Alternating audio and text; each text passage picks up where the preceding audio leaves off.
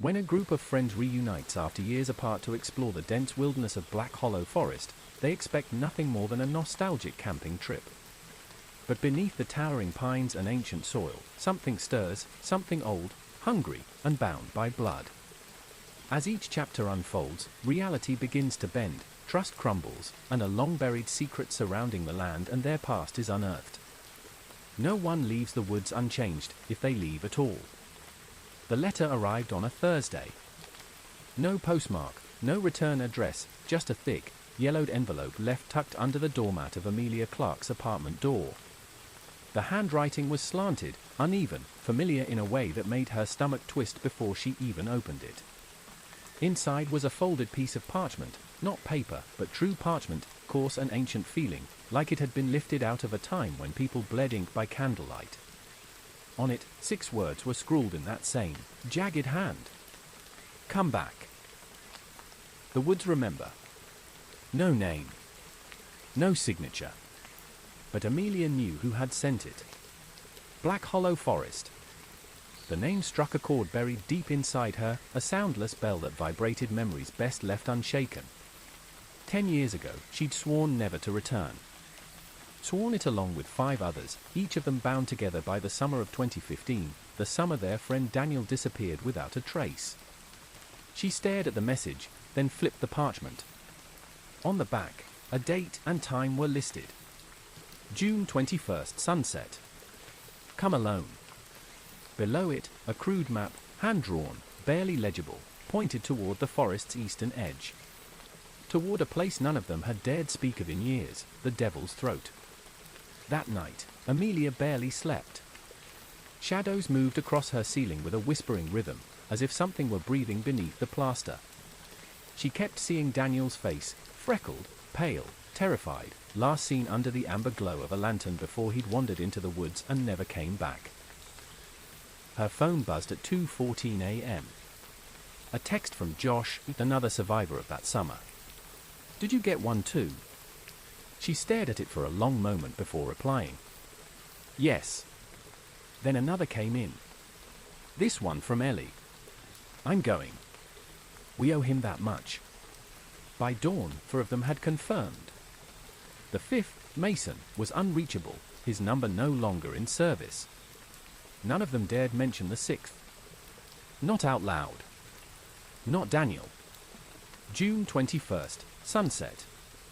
The old trail was overgrown, almost as if the forest had swallowed it after they'd left.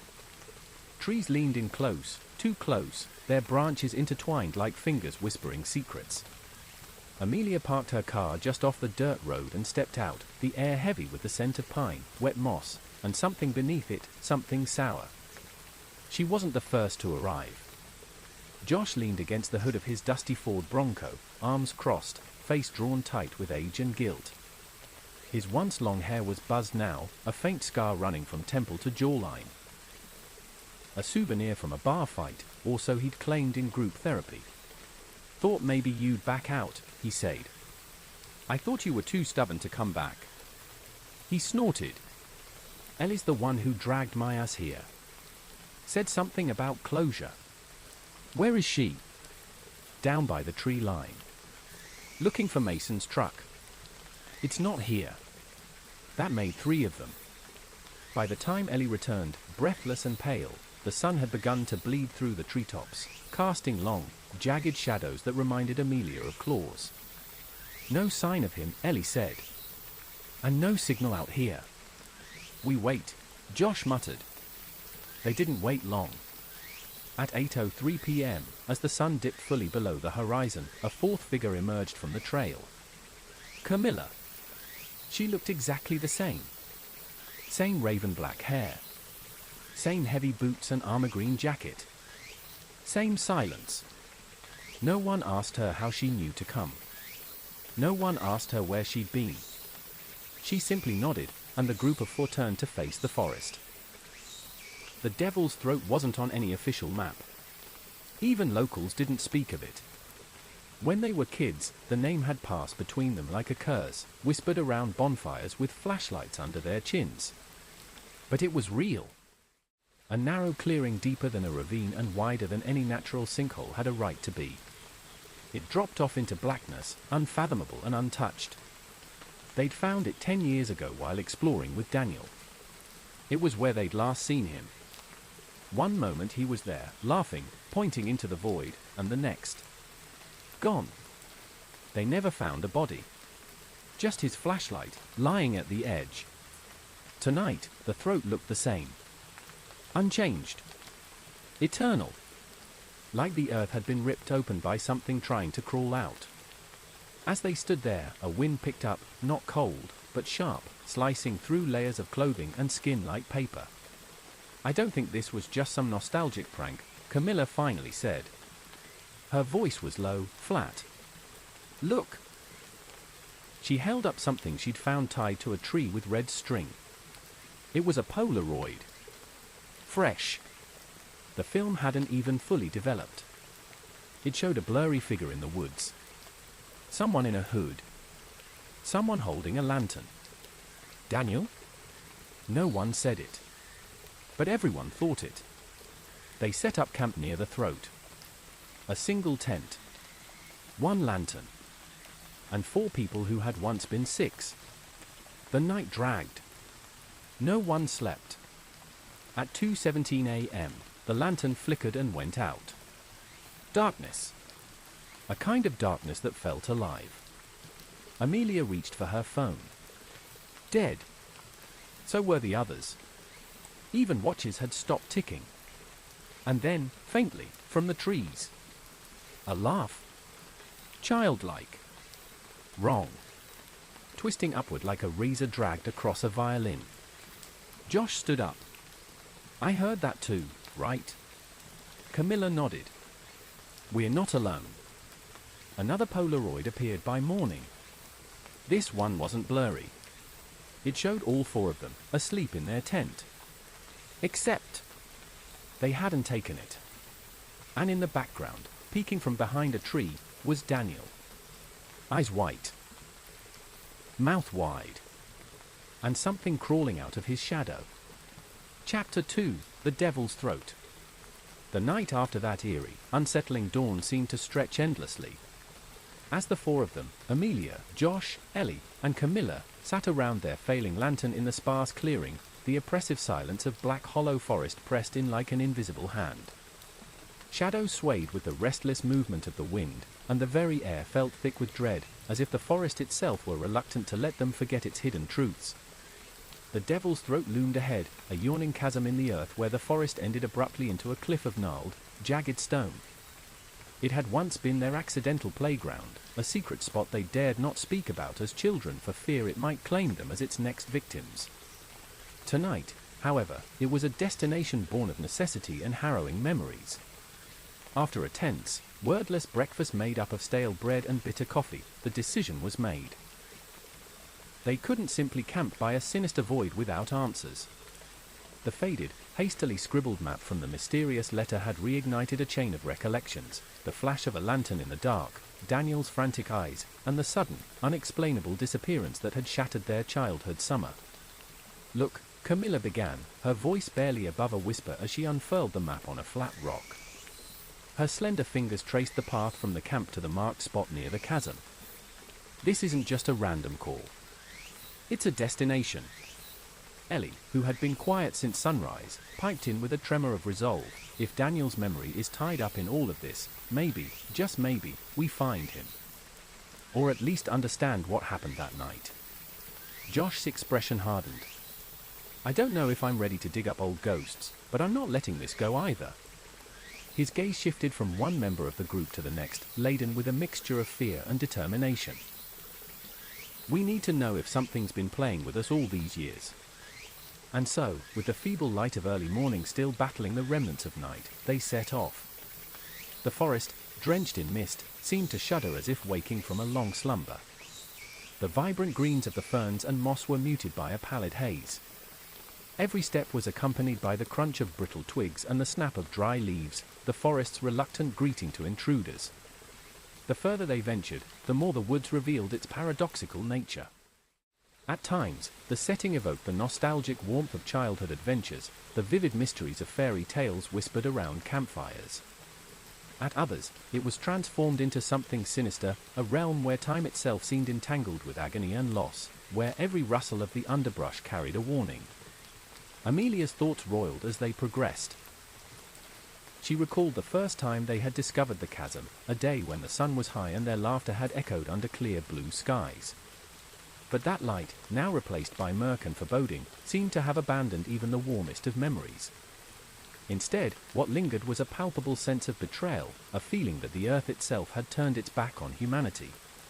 They paused at a fork in the path near an ancient oak, its bark scarred with runes and smudges that none of them could decipher. Here, the forest split into two. One trail veered off toward a cluster of stone ruins draped in ivy, the other continued straight ahead, leading directly toward the chasm. The ruins, although impressive, seemed less significant compared to the overwhelming pull of the Devil's Throat. With little more than an instinct honed by years of shared history, they pressed on the straight path. As they moved deeper into the forest, unnatural stillness cloaked the surroundings. Birds, usually so lively at dawn, were silent. Insects that normally buzzed eagerly in the undergrowth ceased their constant hum, as if they too were wary of the secrets these woods guarded. Even the wind seemed hesitant here, moving in measured pulses rather than its usual erratic rush. At mid-morning, the trees thickened into a near-impenetrable wall. Shadows converged beneath their overlapping branches, creating a twilight zone that made it nearly impossible to discern where one tree ended and another began. It was as though the forest had arranged itself with a purpose, an elaborate ruse designed to disorient, to strip away the familiar and force one to confront the unknown. A soft, distant murmur began to echo through the trees, a whisper that carried the cadence of voices long silenced. Josh halted abruptly, signaling everyone to stop. "Do you hear that?" he asked in a hushed tone that belied his usual bravado. One by one, they strained their ears. The sound was almost like a chorus of murmured prayers, a faint murmur that ebbed and flowed with the rustle of the leaves. Camilla's eyes widened. "It's as if someone's calling us."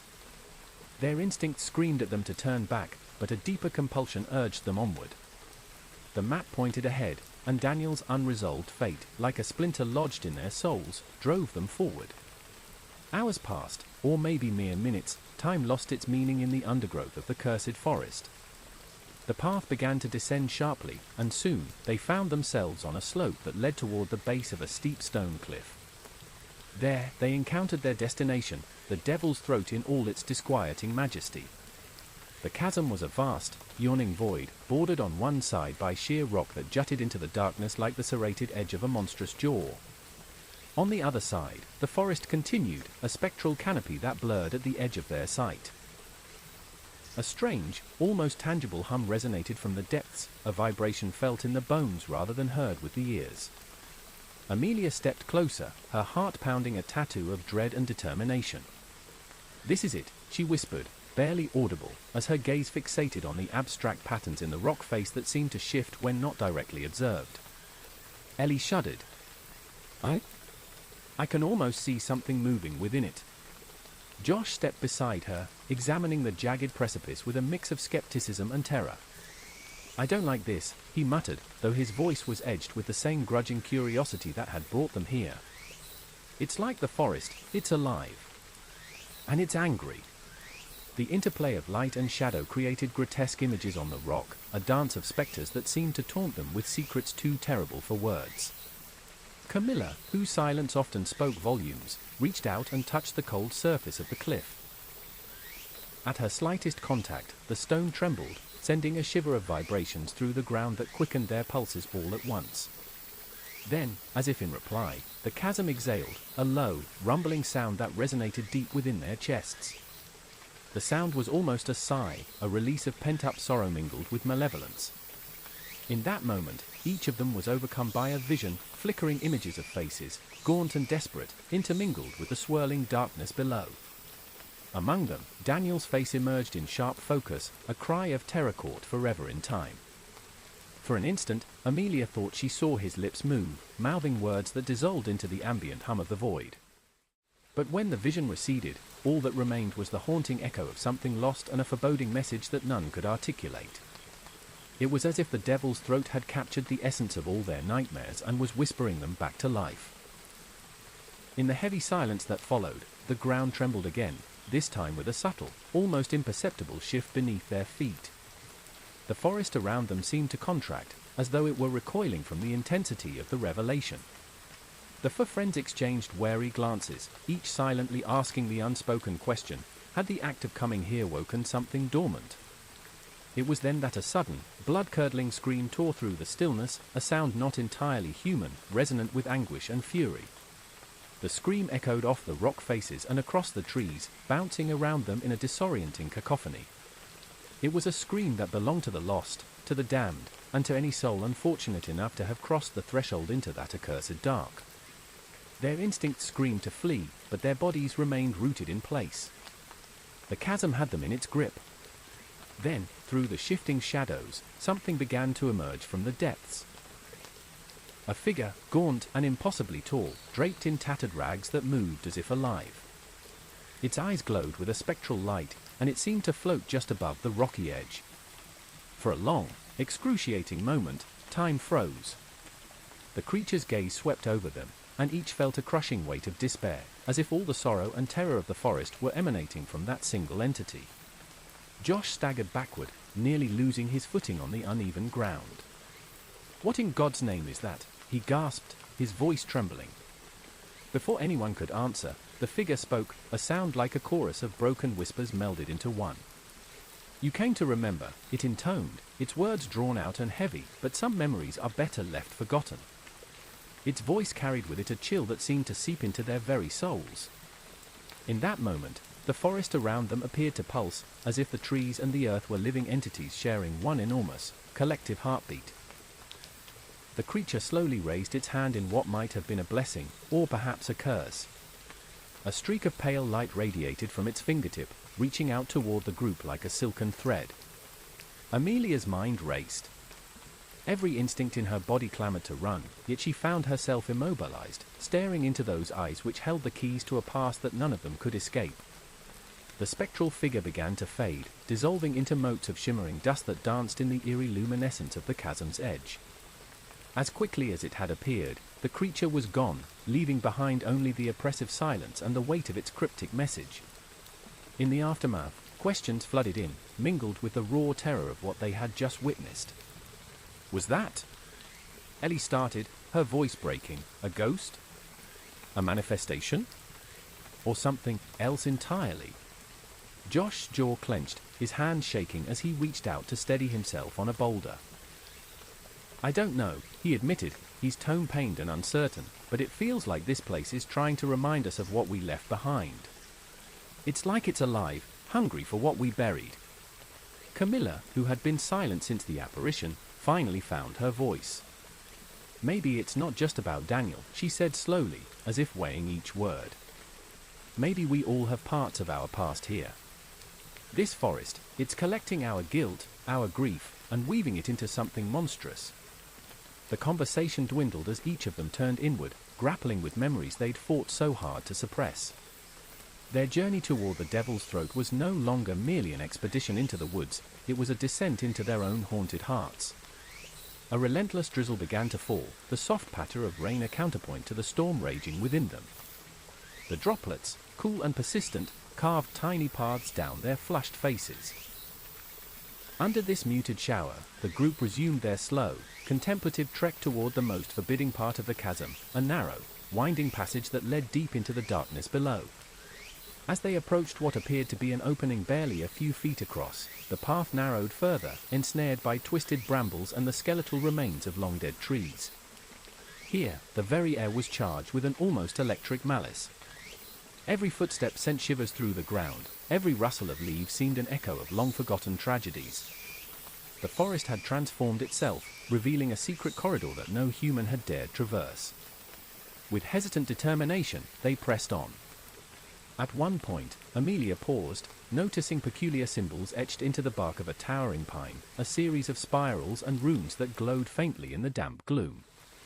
"These markings, they seem almost ritualistic," she murmured, running her fingers lightly over the carvings as if attempting to decipher their meaning. In that fleeting moment, her mind flashed back to whispered legends of ancient woodland spirits and cursed rites performed in the dead of night. As the path wound deeper into this subterranean section of the forest, the whispering voices returned, softer than before, yet undeniably present. They seemed to come from the ground itself, a constant susurrus of lamentation and warning. Each step forward felt like a descent not only into the earth but into an ever-deepening well of sorrow and ancient malediction. It was in that oppressive darkness that a startling realization began to take shape. The forest was not a passive setting but an active, brooding entity. Its very essence was interlaced with the pain and memory of all those who had fallen victim to its secrets. Every tree, every stone, was imbued with a history of despair, a living archive of the countless souls it had witnessed vanish without a trace. Suddenly, a sound, a distinct, metallic clink, echoed from somewhere behind them. They turned sharply, the sound slicing through the stillness. In the dim light, something glinted between the trunks of the trees. Slowly, almost imperceptibly, a thin, rusted chain slithered along the forest floor, as if drawn by an unseen force. It wound its way through the underbrush like a snake seeking prey, leaving a trail of despair in its wake. The sight of the chain sparked a flurry of terror among the group. "This wasn't here before," Josh whispered, his eyes wide with alarm. "It must be a part of something. A ritual, perhaps." Ellie shuddered, stepping back as if. "Push away." Amelia's thoughts raced. Was this chain connected to the mysterious forces they had witnessed earlier? Or was it simply a relic of past horrors, left as a reminder of the unspoken bargains made in the deep dark of the woods? The uncertainty was unbearable. Yet even as fear threatened to overwhelm them, the need for answers pushed them onward. At last, after what felt like an eternity spent in that shadowed corridor, they emerged into a small clearing. Here, bathed in a ghostly sliver of light that managed to pierce through the dense canopy, lay an ancient stone altar covered in moss and lichen. The sight was both tragic and mesmerizing, a relic from a time when the boundary between the natural and the supernatural was thinner, when mortal beings believed in bargains with nature's spirits. Carved into the altar were glyphs and cryptic symbols that pulsed faintly with an eerie light. It was clear that this was a place of significance, a focal point where the forest's latent energies converged. Without warning, the ground beneath the altar shuddered, and the moss parted as if revealing a hidden inscription. In hurried, desperate strokes, a phrase materialized, "Heed the whispers, for the woods know all." At that moment, the past and present collided in a maelstrom of revelation. Memories of childhood dares, secret rites performed out of foolish bravado, and the inexplicable, lingering presence of those who had disappeared came crashing down upon them. The altar was not merely a marker of time, it was a portal to understanding the forest's ceaseless vigil over its long-forgotten secrets. No sooner had the inscription faded than a low, mournful wind blew through the clearing, carrying with it voices that now spoke clearly. They recited half-remembered rhymes and lamentations, a litany of sorrow and warning. Each word seemed to vibrate through the stones beneath their feet, echoing in the hollows of their hearts. Amelia felt tears streaming down her cheeks. Every legend she had ever dismissed as myth now felt intimately real and devastatingly personal. "We are not here by accident," she said, her voice trembling as much from dread as from epiphany. "There's a reason we've been drawn back. The forest, it demands that we confront what we left behind." In that heavy silence, the friends reached an unspoken agreement. Despite the terror and the uncertainty, they would persevere. They would probe deeper into the mysteries of Black Hollow Forest, willing to face whatever horrors, and perhaps even redemption, that lay hidden in its shadow. As the rain's pitter-patter resumed and the wind softly carried away the fading echoes of the altar's message, they gathered their resolve. With hearts both heavy and hopeful, they stepped away from the clearing, turning their backs on the brief solace of that ancient site. Their path now led even deeper into the clutches of the forest, a journey from which there might be no return. Yet even as they disappeared among the towering pines, one thing was unmistakably clear: every whisper, every rustle in the leaves, and every flicker of shadow was a reminder that the forest was watching, and it was hungry for the secrets of the past. And so, with each step into the unknown, the weight of their shared history pressed down on them, blurring the lines between memory and nightmare, reality and the impossible. The devil's throat had shown them its face, but its true nature was far more complex, far more malevolent, and far closer to their very souls than any of them had ever dared imagine. Chapter 3: blood roots. The trail beyond the altar narrowed into a corridor of stone and bone. The trees, once spaced with a sort of chaotic natural beauty, now stood in rigid formation, straight, perfect, and unnaturally still. Each trunk bore claw-like scars, and their roots snaked across the ground in tangled webs, blood-red in hue, pulsing faintly beneath the thin crust of soil.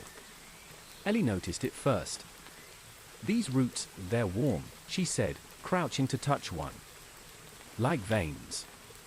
Josh stepped beside her, frowning. "Veins for what?" "Trees don't." Before he could finish, a faint thrumming filled the air, like the distant beat of a second heart. Amelia felt it in her chest. No, beneath her chest. The vibration was inside her, as though something ancient had stirred in response to their presence. They had disturbed it, woken it, and it was watching now. The clearing they stumbled into next was unlike any they had passed. The trees bent away from it, as though recoiling from what lay inside. In the center stood a large stone monolith, 10 feet tall, covered in moss, engraved with spirals and symbols they couldn't begin to understand.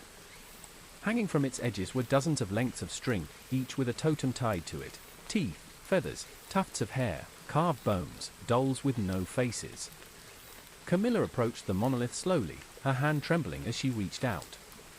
"Don't touch it," Ellie warned, her voice sharp. But Camilla's fingers had already brushed the stone. There was a sound, not from the forest. From inside the monolith. A low, choked gasp. Camilla recoiled, but it was too late.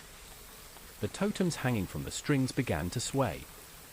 Not in the wind. There was no wind. They swayed like pendulums, timed and deliberate. A rhythm. A ritual. A warning. The forest darkened. Amelia suddenly turned, eyes wide. "Where's Josh?" Panic surged. He had been right behind them.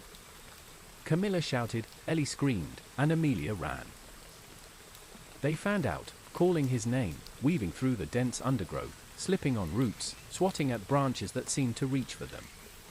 For endless minutes, there was no sign. No answer.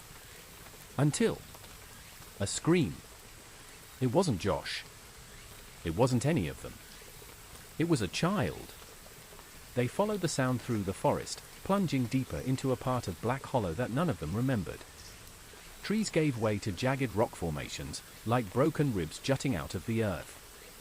The terrain grew treacherous, one wrong step meant a shattered leg or worse. And then, they saw it. A cabin. Small, blackened with age, half swallowed by roots. It stood in a depression in the earth, with no path leading to or from it. As though it had grown there. Like fungus. Smoke drifted from its chimney. Camilla stepped forward, holding out her hand. "Wait," Ellie whispered. "Something's wrong." Camilla ignored her and pressed forward. Amelia hesitated, heart thundering. Everything about the cabin screamed trap. But Josh was still missing, and the scream they'd heard, no matter how twisted, had been human. The door creaked open before they reached it. Inside was dark. And then Josh stepped out. But something was off. His eyes were wide. Unblinking. Too wide. His skin pale, mouth parted like he was trying to speak but couldn't. He looked at them, through them, then staggered forward and collapsed. Blood soaked his shirt. A long gash across his stomach oozed slowly, like the wound itself had only just realized it existed. Amelia dropped to her knees. "Josh! Josh, what happened?" He blinked. Once. Twice. Then looked up. "Don't go in," he whispered. "It's not a cabin." Behind them, the door groaned open again. No one had touched it. Ellie backed away. "What the hell does that mean?"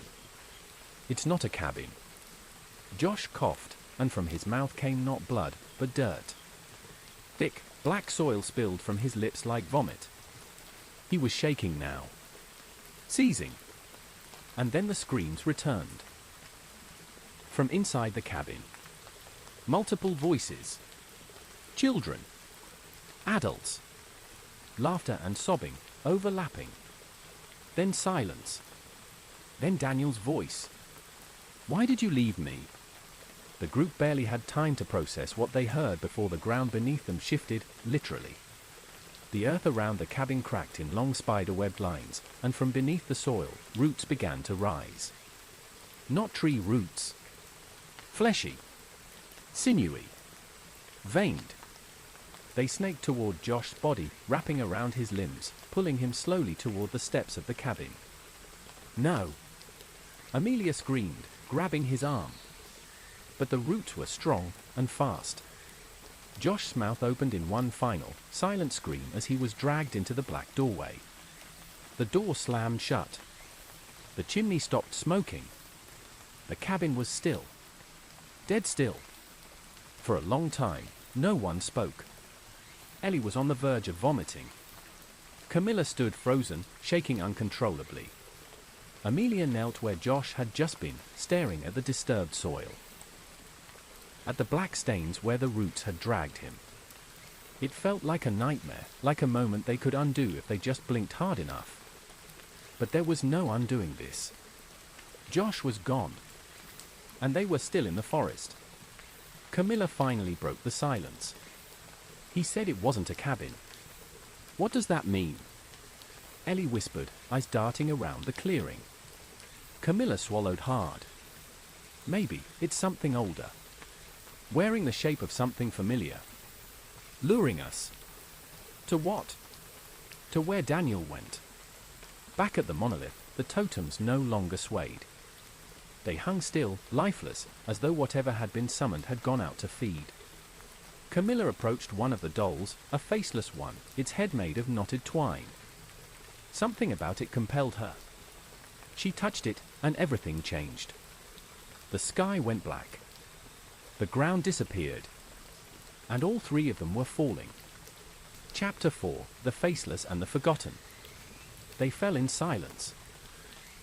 Not the kind that comes with wind rushing past ears, or the scream of a body plummeting toward impact.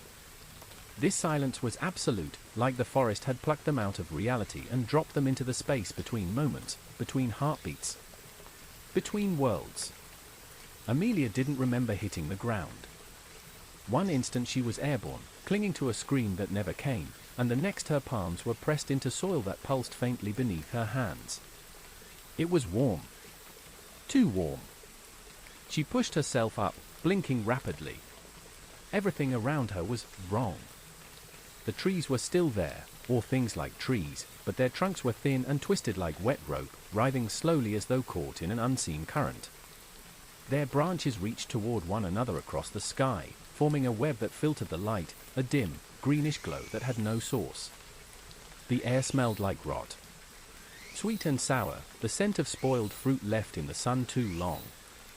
"Ellie?" Amelia croaked. No answer. "Camilla?" A rustle behind her made her spin, hands raised, heart pounding. Camilla staggered through a wall of knotted vines, her face smeared with mud and blood. Her eyes were wide, wild. "You saw it too," she gasped. Amelia nodded.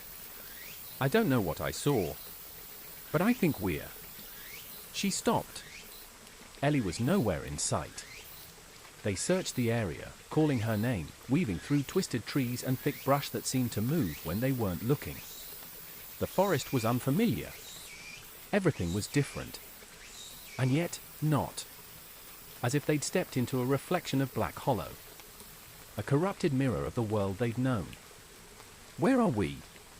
Camilla asked after an hour of fruitless searching. Amelia stopped, staring at a tree that bore no bark, only skin. Its surface was mottled and pale, stretched taut like hide over a drum. And in its center, near where a knot would be, was a human eye. It blinked. Amelia stepped back so fast she tripped, falling into a patch of red grass that writhed under her weight. Camilla pulled her up quickly, mouth twisted in horror. "This place isn't the forest," she whispered. "It's underneath it." Eventually, they found a path. Not a trail, not exactly, more like a natural divide in the woods, bordered by stones stacked into little towers. Cairns. Each one bore marks, scratches like tally marks, some with symbols carved deep into them. Some were toppled, others freshly made. All of them seemed to hum faintly when passed. They followed the path in silence, the only sound the crunch of soil underfoot and the occasional whisper that neither acknowledged aloud. Voices just beyond comprehension. Sometimes they sounded like children. Sometimes like themselves. At one point, Amelia heard her father's voice, long dead, call her name softly from the trees. She didn't answer. She didn't look. Not even when it said, "I forgive you." They found Ellie at dusk. Or what felt like dusk. There was no sun, just a dimming of the sickly light above. She was kneeling in a clearing surrounded by faceless figures. Dozens of them. Pale, human-shaped things. Smooth skin stretched where faces should be, dressed in tattered clothing, remnants of a different time. Some wore hospital gowns. Others, shredded scout uniforms. One wore a wedding dress stained with rust-colored streaks. Ellie knelt in the middle, whispering something over and over. Camilla froze. "We can't go in there," she said, voice flat. "Why not?" Amelia whispered. Camilla pointed to the ground. The grass was burned in a perfect circle around the figures, dead, blackened, twisted into unnatural spirals. And just outside the ring were more cairns, hundreds of them, like guardians or gravestones. One wrong step, Anne. Ellie screamed. The faceless things turned, not with their heads, but their entire bodies, rotating in perfect unison. Their heads tilted just slightly, sensing. Ellie collapsed. Amelia moved before she could stop herself. She crossed the cairn line and leapt into the ring. The air went still. The faceless figures didn't move. Amelia dragged Ellie out by the shoulders, pulse racing, expecting teeth or claws or something to tear her away. But the figures stayed frozen. As she crossed back over the cairn line, Camilla grabbed Ellie's arm and helped lift her. Her skin was cold. Lips blue. But she was breathing. "Ellie, wake up," Amelia whispered. Ellie's eyes fluttered open. She stared at them, confused, then terrified. "I saw him," she said. "Daniel." Ellie nodded slowly, tears spilling. "He's here. But he's not the same." They didn't sleep. Instead, they built a makeshift camp in the hollow of a large root system that formed a natural alcove. The roots twitched occasionally, like the sleeping limbs of some massive beast. But they offered shelter, and shelter was rare. Camilla volunteered to keep watch. Amelia sat with Ellie, holding her hand, waiting for her to stabilize. Ellie finally spoke, voice hoarse. "There's a place here, underground. Beneath even this. Daniel's being kept there. Or what's left of him." "What do you mean?" "I mean," Ellie swallowed hard. "He's not dead. But he's not whole. They've taken his face. They wear it like a mask. Over and over." Amelia's stomach turned. "They?" Ellie pointed into the trees. "The forgotten." Camilla returned at dawn, pale, shaking. "I saw one." "One what?" Amelia asked. Camilla didn't answer at first. She just sat down and pulled something from her pocket. It was a necklace. Old. Familiar. A single carved bone on a leather cord. Amelia stared. It had belonged to Mason. Chapter 5. We are not alone. The necklace in Camilla's hand felt heavier than bone should. As though it carried not just weight, but memory. A trace of the one who once wore it. Amelia stared at the small carved piece for a long time, unable to speak. A piece of Mason, the last friend they hadn't heard from, now found in a forest that was not a forest. "How did you find it?" Ellie whispered, still pale from whatever horror she'd witnessed the day before. Camilla looked up, eyes shadowed by something Amelia had never seen in her before, fear, real and deep. I didn't find it, she said. It was left for me. Amelia's blood chilled. By who? I don't know. I didn't see anyone. I took the second watch and moved to higher ground. Thought I could scout. I walked maybe 20 minutes when I saw it hanging from a tree. Just hanging there. Ellie asked. Camilla nodded. But not on a branch. On a nail. Nailed right into the tree. And under it, scratched into the bark. She paused, swallowing hard. What did it say? Amelia urged. Camilla met their eyes, and her voice came out hoarse.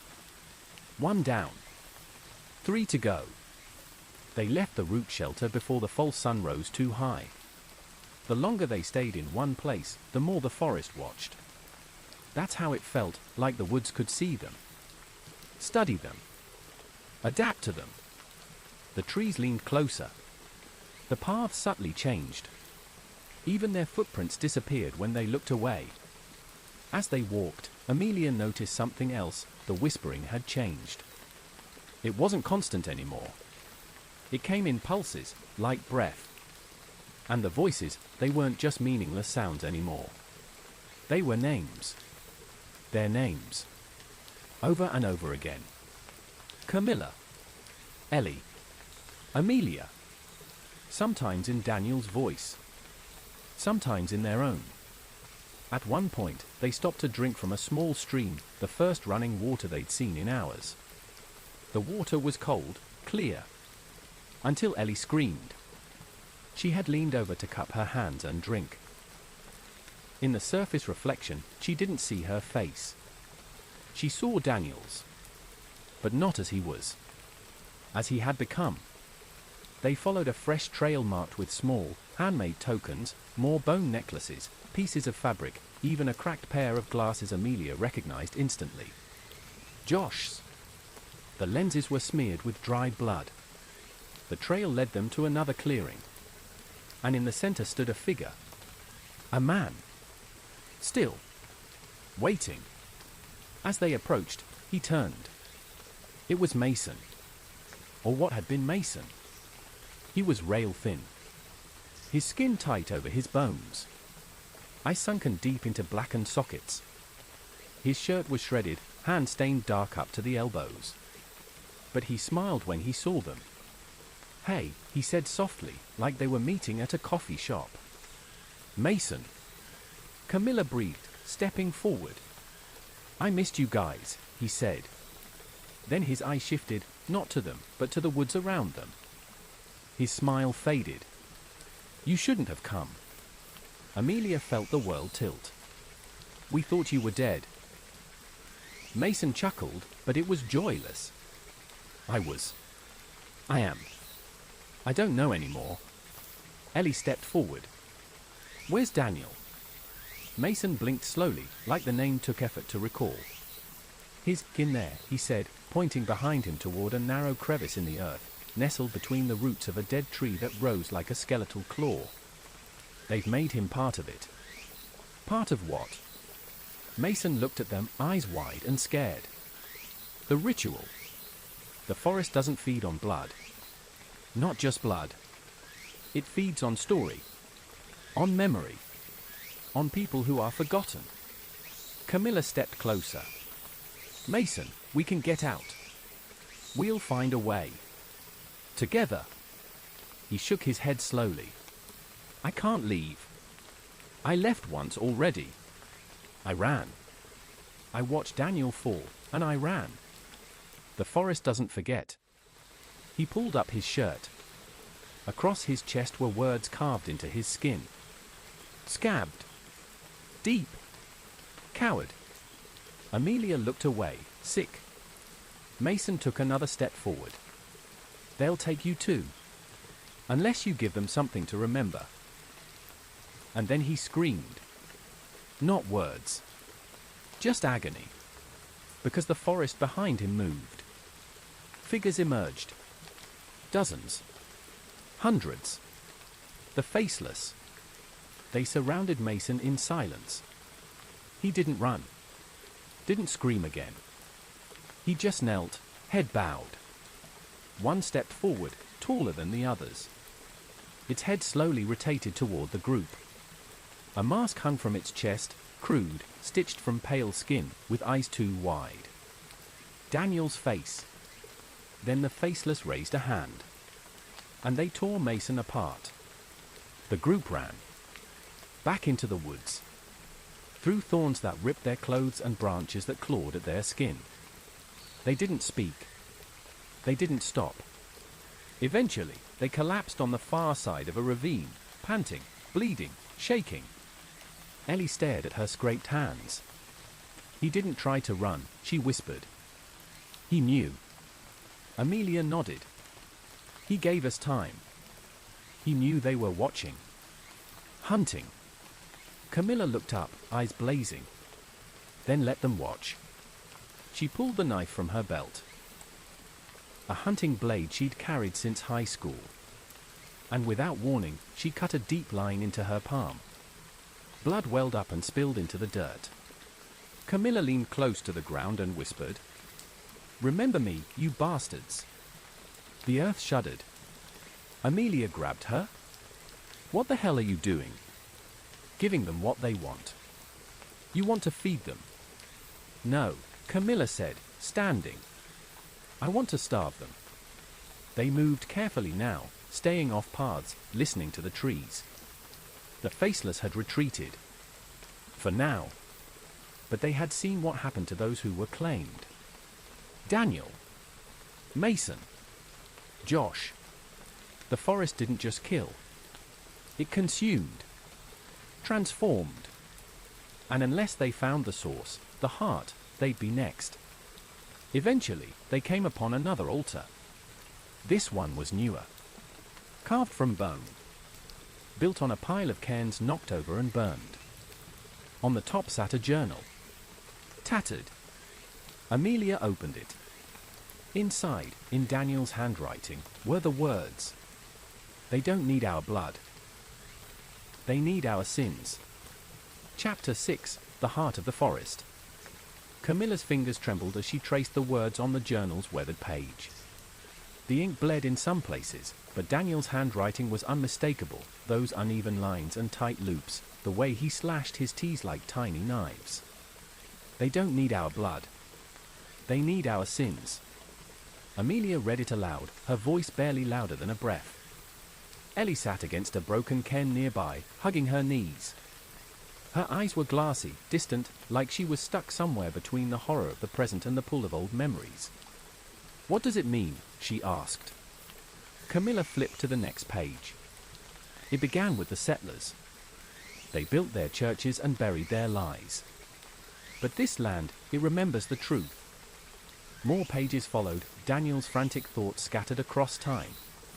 Scrawled drawings. Scribbled symbols. Descriptions of the faceless. Sketches of the altar. Repeated phrases like "the offering must be remembered and it feeds on shame." The last page was stained, not with ink, but something darker. Maybe blood. Maybe worse. In faint, smudged lettering.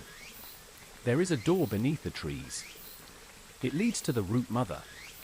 And she remembers everything." Camilla shut the journal. "The root mother," she said quietly. "That must be it. The source." Ellie frowned. "The heart of the forest." "Exactly," Amelia whispered. They followed the directions in the journal, or what passed for them. Daniel hadn't written a map. Instead, he described landmarks with unsettling clarity. The dead oak split at its base, shaped like screaming mouths. The hollow where animals never enter. The thorns that bleed when touched. They found each. The dead oak came first. Charred, jagged, split down the middle, its hollow interior truly did resemble a twisted scream. Something ancient lingered in its core, not a presence, exactly, but a memory.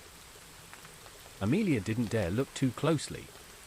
The animal hollow was next, a soft, circular patch of untouched grass, surrounded by thick brambles. No insects. No birds. Just stillness. like a sacred, forbidden wound in the forest's skin. They walked around it. Then came the bleeding thorns. Camilla brushed one by mistake, a single scratch across her forearm, and it oozed crimson sap. It smelled like rust and roses. She didn't scream, but she winced, and the forest listened. Because after that, the ground opened. They found the door beneath a tangle of roots thicker than tree trunks. It wasn't a door in the traditional sense. No hinges. No handle. Just a slab of wood wedged vertically into the dirt, covered in carvings. Thousands of tiny, childlike handprints burned into the surface. Amelia stepped closer. The air around it felt wrong, heavy, syrupy. Her breath caught in her throat, and a pressure built behind her eyes. A migraine without pain. A presence. The door pulsed once. A heartbeat. And then it opened. No wind. No creak. Just a breath. A warm gust of air rolled out from the tunnel beyond. It smelled like damp rot and something animal. Not decay, and not death. Something more alive. Breathing. Waiting. Camilla looked at the others. No turning back. Amelia nodded. And together, they stepped through. The descent was long and narrow, the tunnel barely wide enough to walk single file. The walls were not stone, they were root. Living, breathing root, pulsing faintly with veins of red light.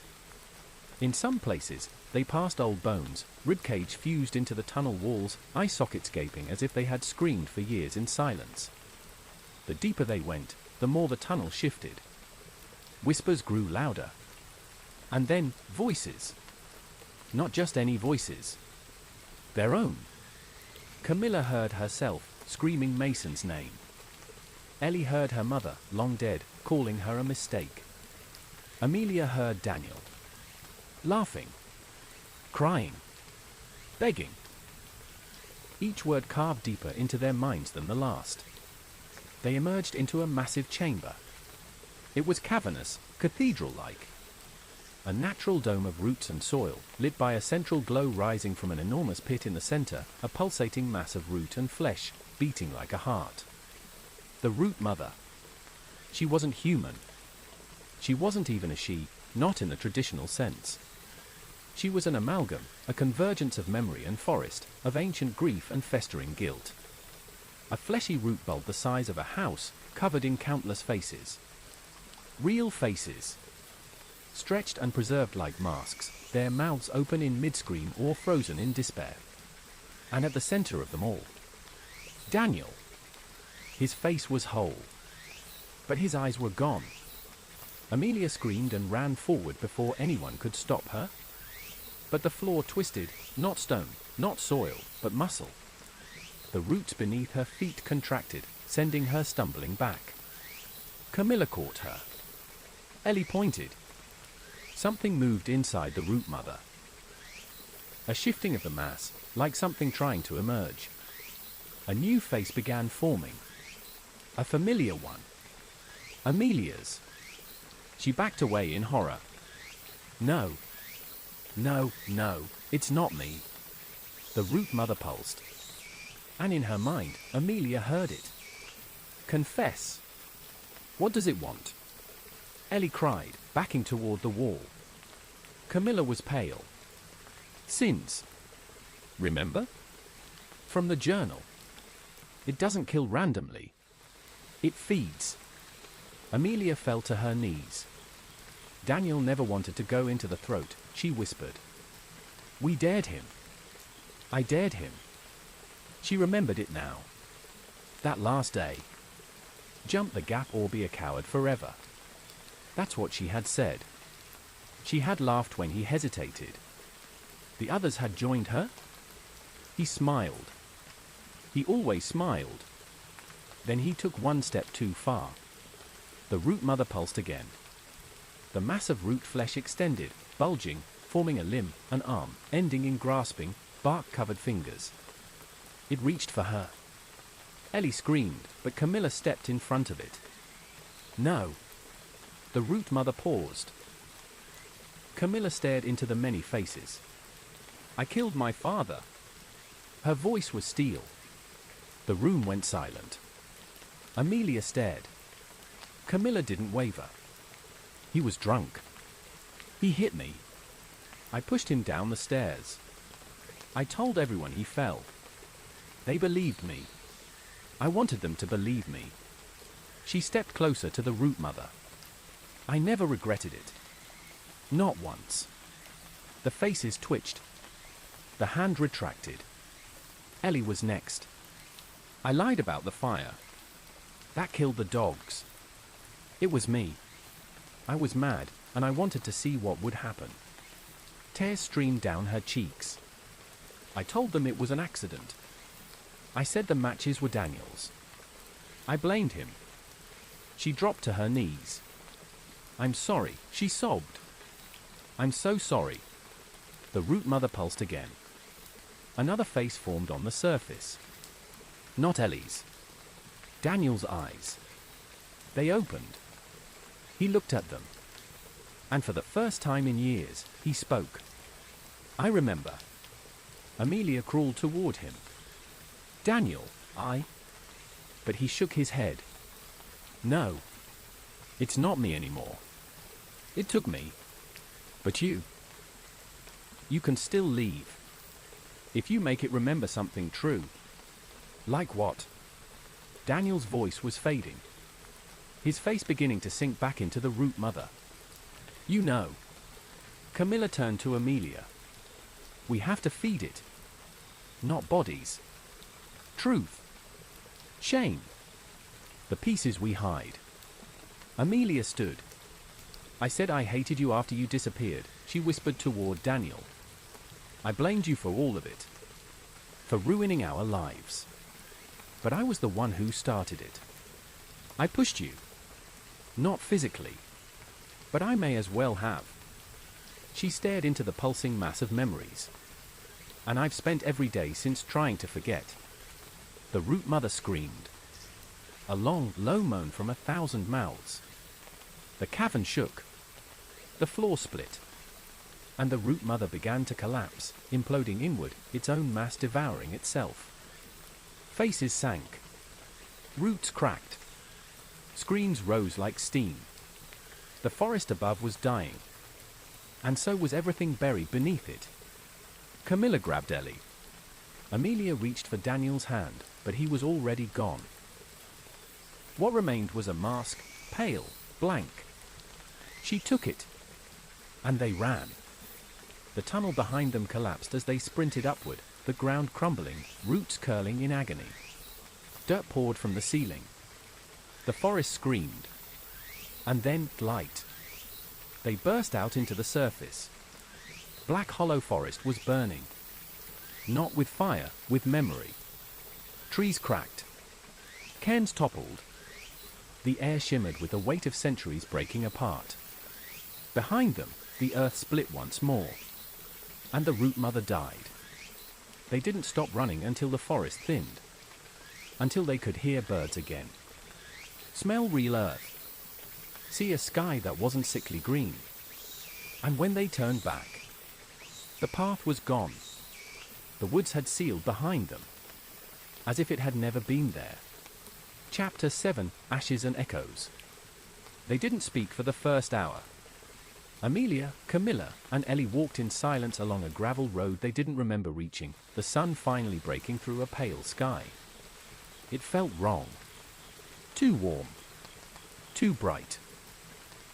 The bird song was too crisp, too clean. It wasn't the same world they had left behind. Or maybe they weren't the same anymore. When they reached the edge of the highway, 2 cracked lanes and a rusted road sign reading "Welcome to Grange Hollow," Camilla finally stopped. I don't remember this road, she muttered. Amelia nodded. We were deep in Black Hollow. There shouldn't be a direct route here. Ellie looked up from the mask she still held. The blank face Daniel had left behind, its expressionless surface now flecked with something black and crusted. Old blood, maybe. Or something else. Do you think we actually left? She asked. Amelia didn't answer. Because she wasn't sure. They made it into town by nightfall. It was quiet, too quiet. No dogs barking. No sirens. Even the air felt thick, as if the world was holding its breath. Everything looked normal. But there was something beneath it. An absence. A delay. Like a dream running just behind real time. They passed a gas station. Its sign flickered, showing $1.95 per gallon. Camilla narrowed her eyes. That's wrong. What do you mean? Ellie asked. Gas hasn't been that price in years. They approached the station window. Inside, a television played grainy footage of a baseball game. On the screen, the date read June 21st, 2015. Amelia's blood ran cold. That's the day Daniel disappeared. No, Ellie whispered. It's today. Camilla reached for the newspaper stand beside the door. The headline, Local Teen Still Missing in Black Hollow Forest, Search Enters Day 4. She dropped the paper like it had burned her. We didn't escape, she said. We went back. They fled the gas station and wandered until they found Amelia's old neighborhood. Her childhood home still stood, blue paint faded and peeling. Her parents' car in the driveway. She didn't go inside. She couldn't.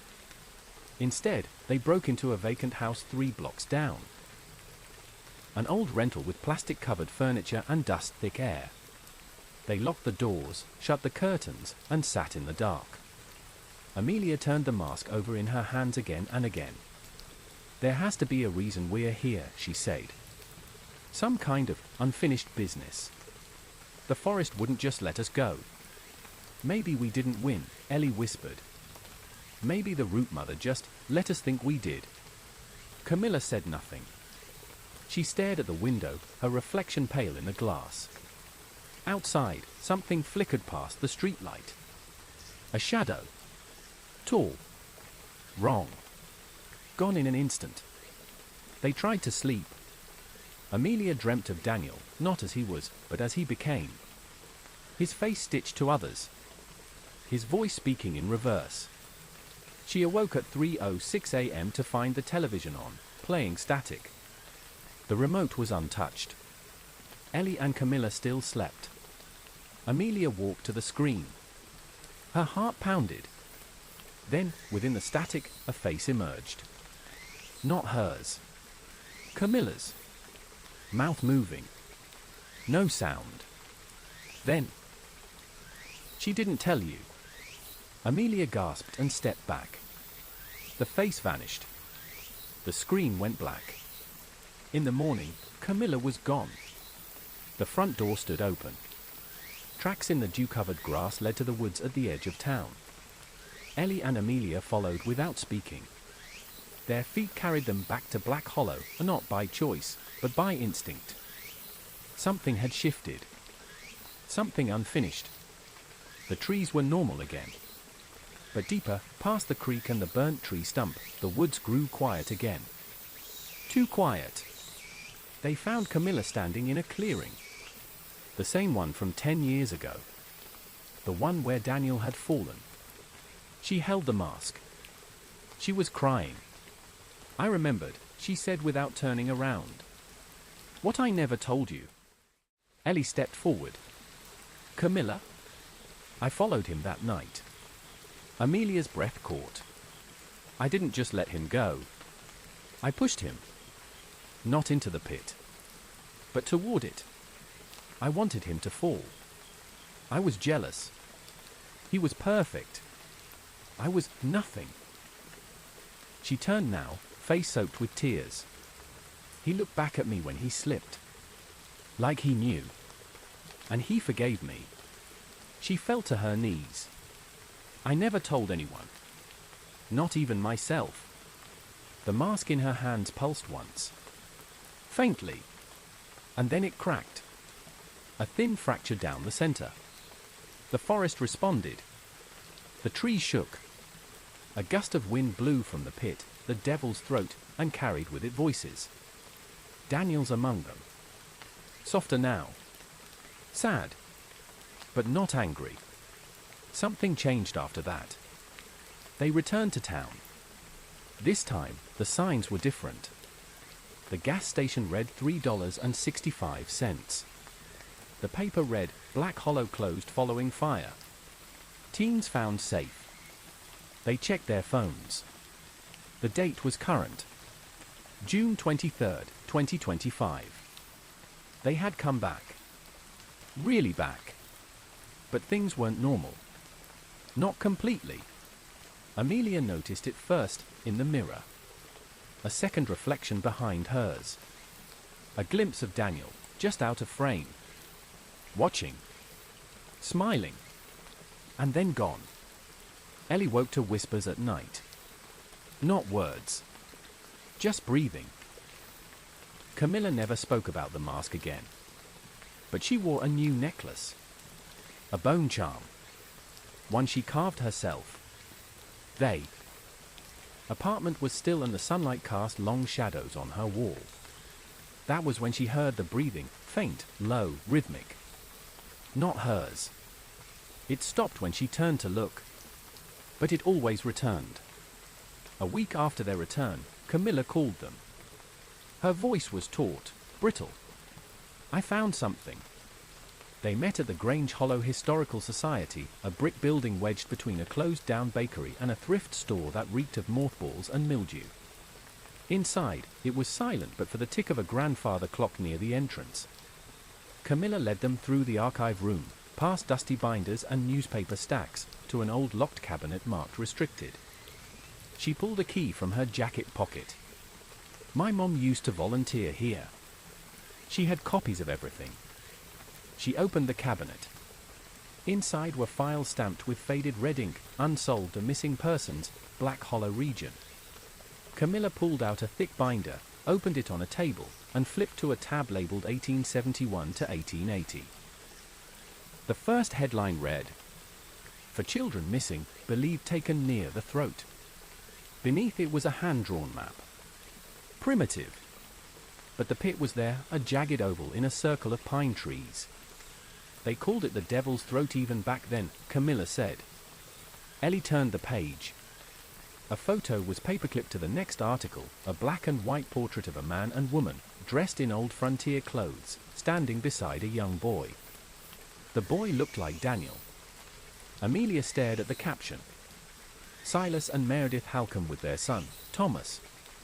Missing since July 1873. She flipped through more pages, faster now. 1894, pastor's daughter found with tongue removed, face missing. 1911, 7 campers vanish. Only their shoes recovered. 1936, entire search party lost. No remains found. It wasn't just a pattern. It was a legacy. Camilla turned to a second binder, this one newer. Typed records. She pulled a file and placed it in front of Amelia. Her name was on it. Clark, Amelia. Missing, presumed dead. June 21st, 2015. Amelia blinked. That's not possible. We were never declared dead, Camilla said. But when you disappear in Black Hollow, they file the paperwork early. Just in case. Ellie flipped through her own file. Photos. School records. Notes from counselors. This isn't just police procedure, she said slowly. Someone was watching. At the bottom of Amelia's file was a page she hadn't seen before. A genealogy chart. Her family tree. And at the top, Halcombe lineage. Her blood ran cold. My great-great-grandmother was Meredith Halcombe. Camilla looked at Ellie. Ellie held up her own chart. Thomas Halcombe was my ancestor. They turned to Camilla. She pulled a final sheet from her pocket and unfolded it slowly. It showed a handwritten family tree that traced back to Isaac Halcombe, the brother of Silas. A third branch. They were all connected. By blood. By the forest. It was always going to be us, Ellie whispered. Amelia leaned against the table, head spinning. We weren't just drawn to the forest. We were bred for it. Camilla closed her eyes. They sent us back because the forest wanted what it was promised. That night, Amelia returned home and dug through old family boxes she hadn't touched in years. Letters, journals, birth certificates. At the bottom of one box, beneath a yellowed baptism certificate, she found it. A letter from her grandmother, never opened. The envelope read, "For Amelia. To be opened only if the woods call you back." Hand shaking, she opened it. "Dearest Amy, if you're reading this, it means the hollow has stirred again. I pray it hasn't touched you, but I suspect otherwise.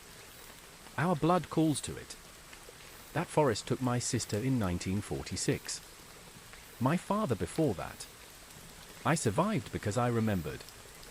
The forest isn't evil, not in the way people think. It doesn't kill for fun. It feeds.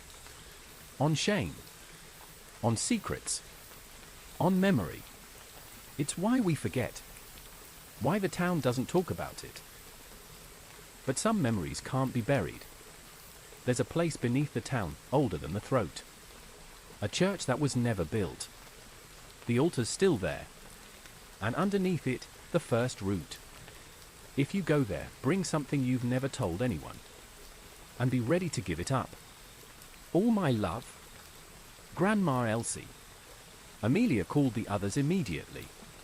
They met by the war memorial downtown, flashlights in hand, and walked to the edge of town where the abandoned First Covenant Church had once stood, burned down in the 1930s. Only the foundation remained. Beneath it, stairs. Concrete. Cracked with time. They descended together. The basement was cold. Silent. The air stale like a tomb. At the far end stood a stone altar, blackened with ash and time. Carved into it were the same spirals they'd seen in the Rootmother's lair. Camilla approached it and stopped. There's something under it. They helped her push the slab aside. Beneath was a hole no bigger than a showbox. Inside, a small bundle of cloth, a bone charm, and a book wrapped in leather. They pulled it out. It wasn't written in English, but Amelia recognized the handwriting. Daniel, or someone who came before him. The first page bore a single line. "The forest never forgets. And neither do we." Chapter 9, The Root Beneath the Altar. The book smelled of moss and mold, of damp earth sealed for generations. Its cover, though leather, was rough and veined, like skin stretched over bark. Camilla held it delicately, like a relic that might wake if disturbed too harshly. They gathered around the cracked altar, flashlights casting jagged shadows on the stone walls. The air in the church's foundation felt thicker now, like they had disturbed more than dust. Beneath them, Amelia could feel it again, the pulse. Weak, but real. Like a heartbeat. The first few pages of the journal were filled with symbols, spirals, runes, and figures drawn in charcoal. Amelia flipped slowly, pausing when the text changed to words. They were written in English, but the structure was old, archaic spellings and strange grammar. The handwriting was jagged but legible. Year of our Lord, 1681.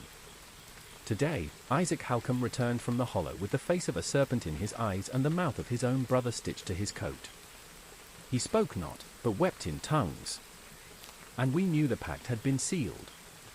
Ellie took a shaky breath. "Isaac. That's the original ancestor." Amelia nodded. "This is older than the town. Older than the settlers." She continued reading. "The root came to us in hunger. It knew not cruelty, only need. And we, made of sin, bore guilt enough to feed it. So we made a covenant. Each generation, we would offer one of our own. Not blood, but burden. The sin that festers in silence. The weight that rots us from within. We gave it shame, and it gave us forgetfulness. A trade.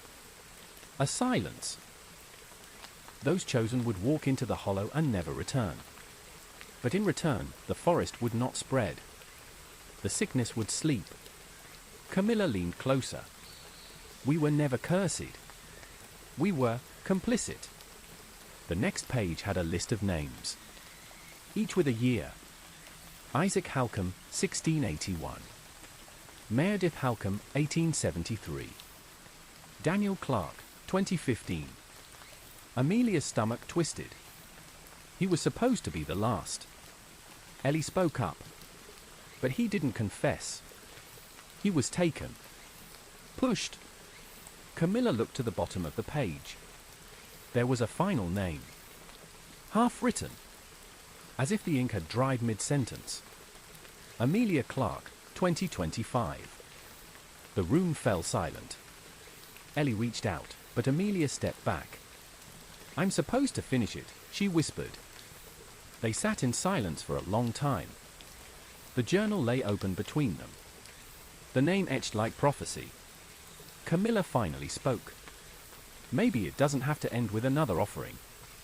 Amelia turned to her. It's not just about dying. It's about confession. Daniel wasn't enough because he didn't give the forest what it needed. Ellie frowned. But if it's a pact, there has to be a way to break it. Amelia flipped to the last page. Unlike the rest of the journal, this page was blank. Until a word began to write itself in front of them. They watched in horrified awe as black ink spread across the page. Dig. They returned the next day with shovels. No one else knew about the church ruins, not in modern memory. The town had built around it, paved it over in a few places. But the hollow remembered. They dug beneath the altar. Foot by foot. Inch by inch. 3 feet down, Ellie hit something hard. A box. Metal. Rusted. Sealed with a twisted latch in the shape of a spiral. Camilla pried it open. Inside, a single black root, dried and brittle. It twitched. Just once. Then turned to ash. The ground beneath them shook. And they heard it, not a scream. A laugh. High, childlike. Daniel's laugh. The journal flipped itself closed. On its back cover, more words had appeared. One must carry the root. One must speak the sin. One must seal the hollow. Camilla looked up. It's not over. Amelia nodded. It's beginning again. They left the ruins with the ashes of the root in a sealed jar and the journal in Amelia's pack. That night, the forest came to them. Not in dreams. In person. Camilla woke to find moss growing across her floor. Ellie's bathroom mirror reflected trees where there should have been tile. Amelia found bark under her fingernails. The hollow was bleeding into the world. They met one final time at the edge of the woods, just before dusk. The tree stood silent, waiting. Amelia stepped forward with the jar in hand. Camilla followed, carrying the journal. Ellie knelt beside a small, hand-built cairn she didn't remember making. They all knew what had to happen. Camilla would carry the root. Ellie would speak the sin. Amelia would seal the hollow. As they crossed the threshold into the forest, the wind shifted. The leaves whispered names that hadn't been spoken in centuries. And somewhere deep beneath the earth, the root mother waited. But she wasn't the only one. Chapter 10, The Pact Rewritten Asterisk. The forest let them in. No resistance. No false paths. No tricks. This time, it wanted them to find the heart.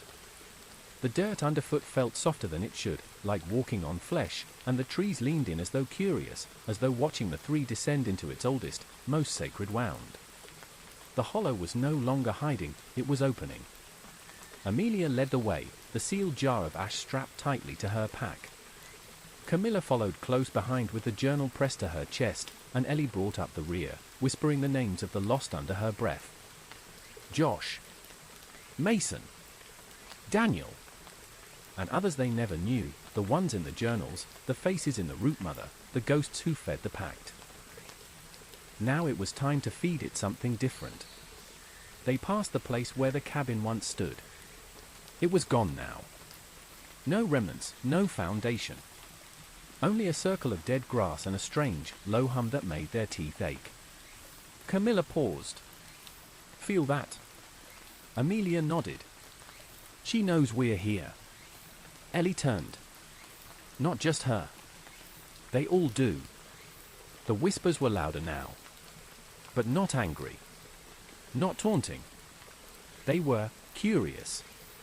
They reached the devil's throat before sunset, and found it was no longer empty. A staircase had formed. Not man-made, but natural. Roots twisted into steps, slick with sap and blood. It spiraled down into the void where Daniel had vanished a decade ago. Amelia didn't hesitate. She stepped onto the first root. The others followed. Downward. Into the hollow's true core. The descent was steep and endless. Ellie whispered as they walked, her breath forming clouds in the stale, cold air. There were others, she murmured. Before Daniel. Before any of us. We were just the next in line. Camilla said nothing, but she gripped the journal tighter. Eventually, they reached the bottom. The chamber was massive, circular, domed, alive. The root mother was no longer alone. She had grown. Her mass now filled half the space, faces covering every inch, twitching and whispering, mouths opening in silent screams. But among them stood new figures. The Watchers. Tall, pale, faceless. But they did not approach. They watched. Waiting. Amelia stepped into the center. A circle of stone surrounded her, a ring that pulsed faintly with old blood. From the journal, she remembered the final line. One must carry the root. One must speak the sin. One must seal the hollow. Camilla stepped into the circle beside her, removing the jar from Amelia's pack. She unscrewed the lid. The ash inside moved, writhing slightly, like smoke underwater. She knelt, and without hesitation, ate it. Ellie cried out. Camilla! Camilla looked up, eyes darkening. It has to be carried, she said, voice thick. Inside. She stood, swaying. Her skin had paled, and the veins beneath her cheeks began to blacken. But she stayed upright. Then Ellie stepped forward and began to speak. I was 5 when I watched my cousin drown, she said. Her voice was loud in the hollow silence. I didn't tell anyone. I could have reached him. But I didn't. I froze. I just watched. I told my parents I was too far to help. But I was right there. The root mother shuddered. Ellie stepped forward. My sin is silence. And I give it freely. Amelia stepped into the very center. She pulled the journal from Camilla's hands, turned to the final page, and tore it free. Then she knelt and pressed the page into the soil. The roots quaked. Above, the watchers began to whisper. She placed her palm over the torn page and whispered. The pact ends here. And then?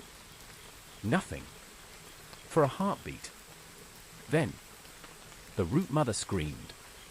The watchers dissolved into ash. The chamber collapsed inward. Faces peeled off the walls, shrieking and laughing and weeping all at once. The roots writhed like worms in fire. Amelia held her ground. Camilla convulsed, her veins now completely black, but she didn't fall. Ellie screamed, hands over her ears. The journal burned in her hands, pages curling, symbols disappearing into smoke. The root mother burst. Not with gore. With light. Everything went white. Then silence. Amelia awoke outside the forest. Camilla lay nearby, unconscious. Ellie sat upright, staring at her hands. They were clean. No ash. No blood. No burns.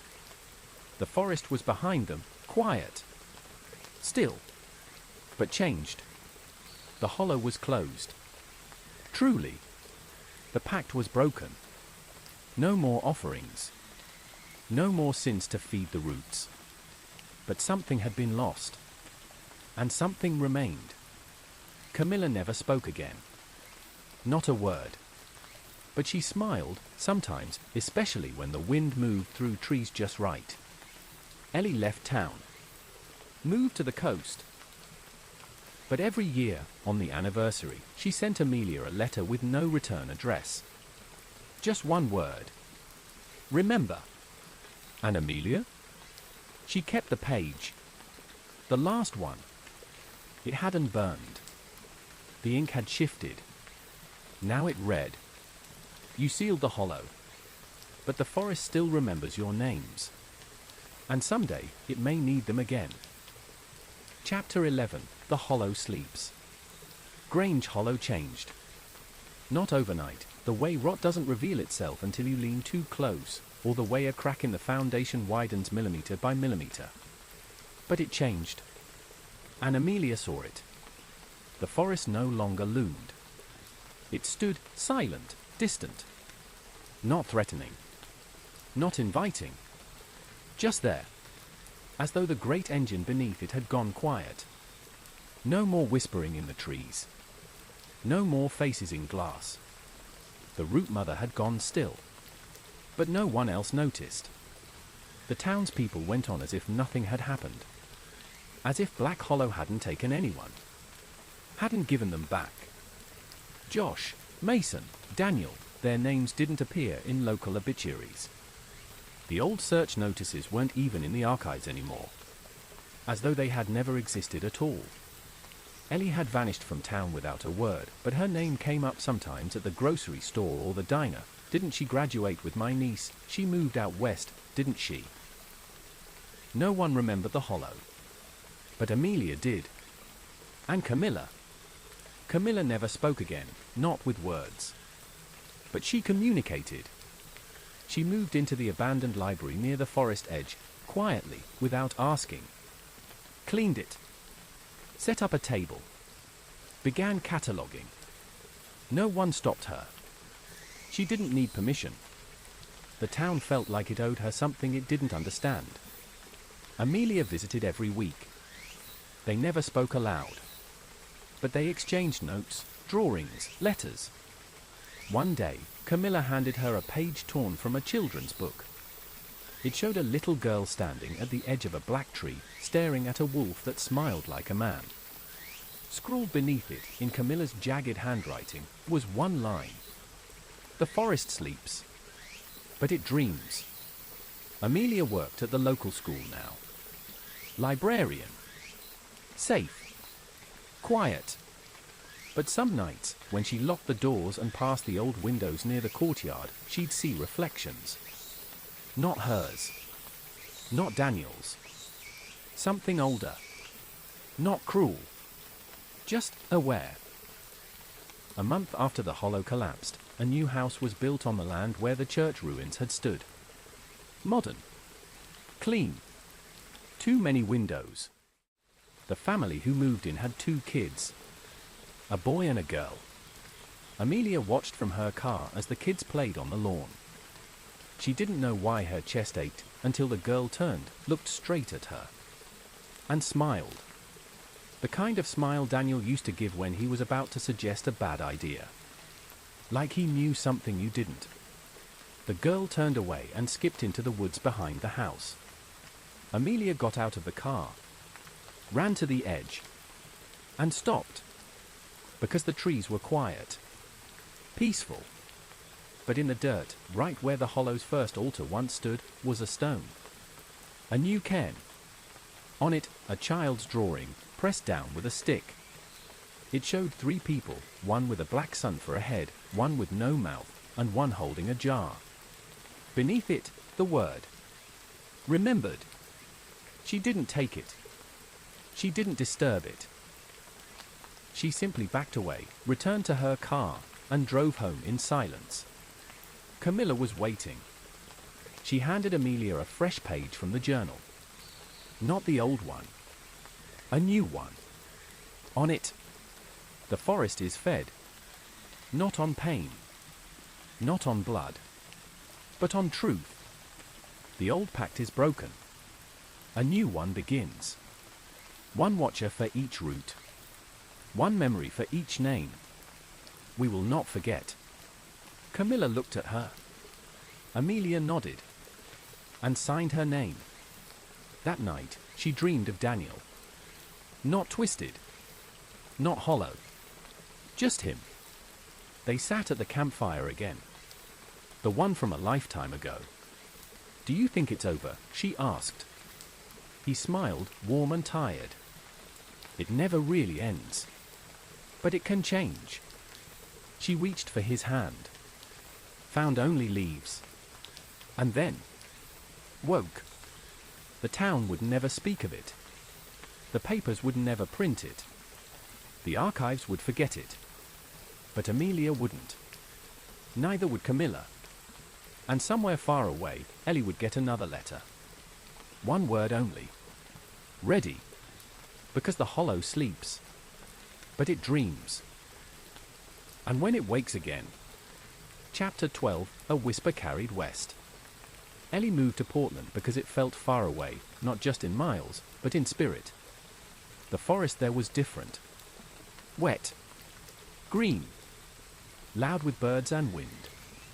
It lacked the silence of Black Hollow, the breathless stillness that made your thoughts feel too loud. She rented a small upstairs unit in an old house on a hill, surrounded by cedar trees and blackberry bushes. The air smelled of salt and sap, and the sound of the ocean never felt far. For a while, she convinced herself the past had stayed behind. But whispers travel. Especially the kind born in root and blood. It started 3 weeks after the move. Small things. The hallway mirror showed a delayed reflection, her smile arriving just half a second too late. The porch light flickered, but only when she passed beneath it. A smell in the air some mornings, faint, like charred leaves and damp moss. A scent she hadn't breathed since the night the root mother screamed. Then came the dreams. They always began the same. She stood on a hill of cairns, stones stacked like teeth, overlooking a black sea. Trees stood upside down on the horizon, their roots tangled in stars. In the sky, a hole. A circular absence, too perfect. And from that hole poured voices. Her name. Again and again. Sometimes Daniel's voice. Sometimes Camilla's. Sometimes her own. Calling herself. Waking always came with a jolt. The sound of her name ringing in her ears like a church bell struck too hard. One morning, a package arrived. No return address. Inside, a bundle of dried twigs, wrapped in red thread, and a single sheet of paper. Camilla's handwriting. It's awake again. But not where we left it. It's growing outward. Through us. You were right to leave, it's showing you something we haven't seen. Follow it. Record it. Don't run. See. That night, Ellie walked to the edge of the nearest forest trail, just 5 blocks from her apartment. It was dusk. The light had turned the ferns gold. And there, in the trail's entrance, stood a small pile of rocks. A cairn. She approached. On top sat a single carved token, a piece of bark, etched with the spiral. She bent down and picked it up. No sound. No chill. But the wind shifted. It spoke. Not words. But meaning. Something had taken root here. The dreams grew stronger. One night, she found herself in a forest made of mirrors, the trees reflecting infinite versions of herself.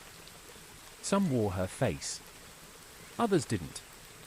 In the distance, she heard a sound like humming, but off-key, dissonant. She followed it. Found a clearing. A fire. And him. Daniel. Not monstrous. Not spectral. Just Daniel. You left, he said softly. I had to. He nodded. Good. He held out something in his palm. A seed. Black as ink. Pulsing. I can't carry it anymore, he said. And then she woke. The next morning, The same seed lay on her pillow. Still warm. She didn't call Amelia. Didn't write Camilla back. Not yet. She needed to understand. So she planted the seed in a small pot on her windowsill, filled with soil from beneath the cedar tree outside. She watered it. Waited. The next morning, it had sprouted. A single, tiny stem. Curled. But breathing. 2 days later, she found a symbol carved into the tree outside her apartment. The spiral. 3 loops. 1 for each of them. She didn't scream. Didn't cry. She sat beneath the tree, stared at the growing seedling, and began to write. She wrote everything. Not what had happened. What she had done. Every silence. Every lie. Every moment she let someone else suffer in her place. It poured out of her like black water. By dawn, the notebook was full. She set it at the tree's base. When she returned the next morning, it was gone. In its place, a bundle of feathers tied with twine. A gift. Camilla wrote again. We feel it. Even this far. It's not following you, Ellie. You're growing it. This is what we've become. The hollow doesn't end. It evolves. Yours is the first root. Keep listening. Asterisk. We're coming soon. Ellie stood at the trailhead again the following night. The cairn had doubled in size. Atop it, a child's drawing. 3 figures. 1 with wings. 1 with a mask. 1 with roots instead of feet. Below it, a message in familiar handwriting. The forest remembers us. And now. So does the world. Chapter 13, The New Root.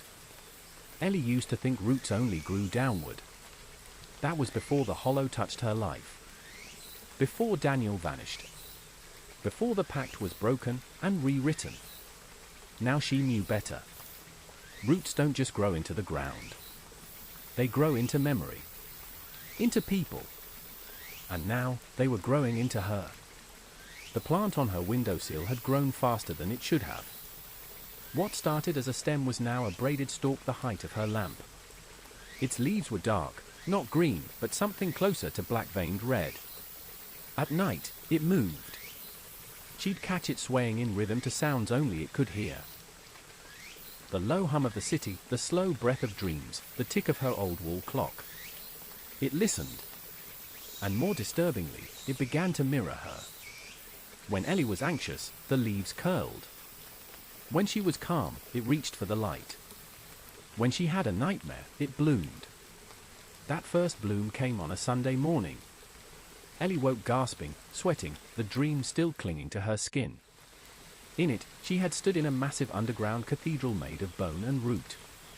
She was not herself, she was the root mother. Towering, crowned in branches, her chest split open to reveal a pulsing core of memory. Hundreds of people surrounded her, faces familiar and not. They whispered. Confess. In her dream, Ellie opened her mouth to scream. But roots poured out instead. She jolted awake, hands at her throat. And there, on the windowsill, the plant had bloomed. One single flower, pale, wide, and shaped like an open mouth. Inside it was a tooth. Human. Small. A child's. Ellie didn't call anyone. She should have. But something inside her whispered not to. The same part of her that whispered you understand this now. The hollow wasn't haunting her. It was choosing her. Or maybe she had chosen it. 2 days later, she found a second flower. This one didn't hold a tooth. It held a spiral-shaped seed, black as coal and warm to the touch. The moment Ellie picked it up, the hum in her ears grew louder. Like 1,000 voices behind a wall. Like memory pressing against skin. That night, she wrote in her journal. This isn't possession. It's symbiosis. I'm not being taken. I'm being grown. And I don't know if I want to stop it. On the third day, her reflection changed. Not in obvious ways, no monstrous shifts or sudden aging. But her eyes looked deeper, as if they contained something ancient behind the iris. And her shadow began to move half a second late, as if remembering how to follow her. She finally emailed Amelia. Not much. Just a photo of the flower and 3 words. It bloomed again. Amelia didn't reply with panic or surprise. Just a single sentence. We're coming. They arrived 5 days later. Camilla had changed. Her hair was longer, streaked with white. Her skin pale. She didn't speak, not out loud. But when Ellie looked into her eyes, she heard her voice in her head like wind through branches. It knows you. Amelia carried something wrapped in canvas, the remains of the original journal. Burned at the edges, but still intact enough to read.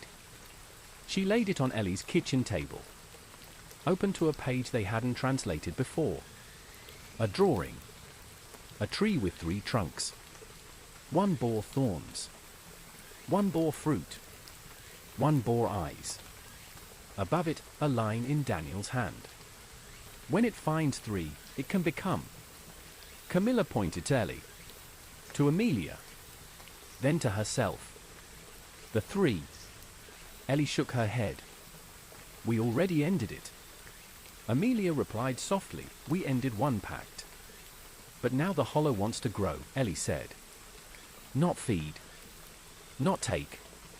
But become something. Amelia nodded. That's why we're here. That night, they built a circle in the forest near Ellie's apartment. Not from stone, but from offerings. Hair. Blood. Secrets written on paper and burned. 3 women. 3 pasts. 3 pieces of a root system too vast for any one soul. As the fire burned, the forest bent toward them. Birds fell silent. The wind turned warm. Camilla placed a small totem in the center, a carved face, half Daniel's, half hers. Amelia whispered a name, Silas. Ellie held up the seed from the second flower. I dreamed of planting this. Camilla nodded once. Plant it. She did. And the earth shuddered. Roots burst from the soil, not violent, but purposeful.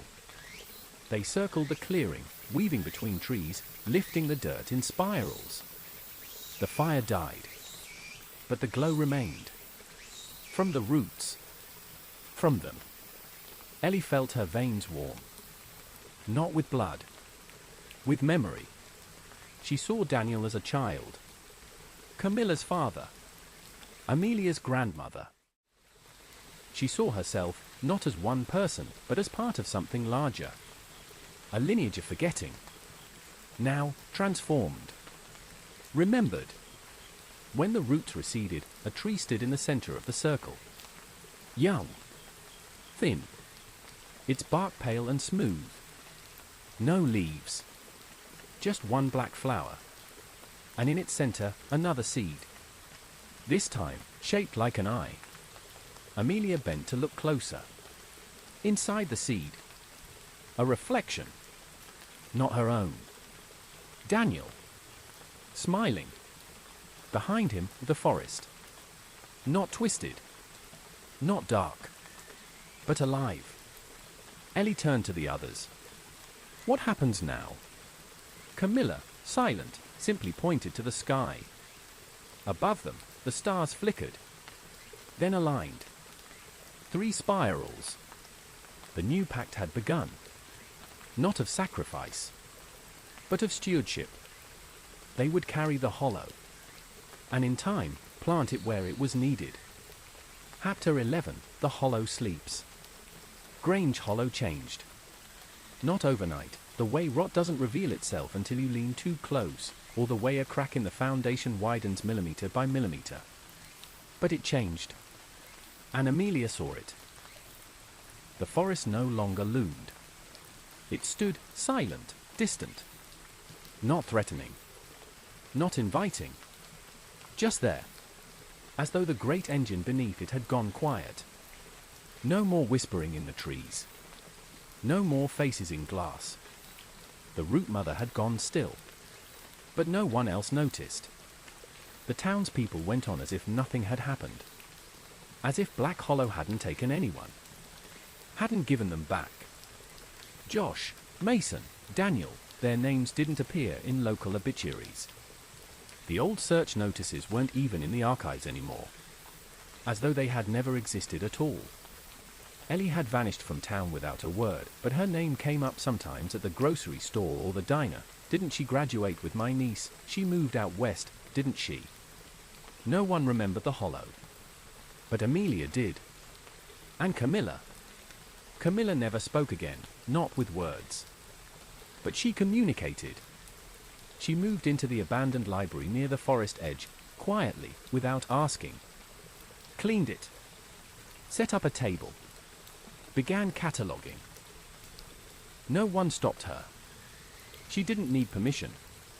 The town felt like it owed her something it didn't understand. Amelia visited every week. They never spoke aloud. But they exchanged notes, drawings, letters. One day, Camilla handed her a page torn from a children's book. It showed a little girl standing at the edge of a black tree, staring at a wolf that smiled like a man. Scrawled beneath it, in Camilla's jagged handwriting, was one line. The forest sleeps, but it dreams. Amelia worked at the local school now. Librarian. Safe. Quiet. But some nights, when she locked the doors and passed the old windows near the courtyard, she'd see reflections. Not hers. Not Daniel's. Something older. Not cruel. Just aware. A month after the Hollow collapsed, a new house was built on the land where the church ruins had stood. Modern. Clean. Too many windows. The family who moved in had 2 kids. A boy and a girl. Amelia watched from her car as the kids played on the lawn. She didn't know why her chest ached until the girl turned, looked straight at her, and smiled. The kind of smile Daniel used to give when he was about to suggest a bad idea. Like he knew something you didn't. The girl turned away and skipped into the woods behind the house.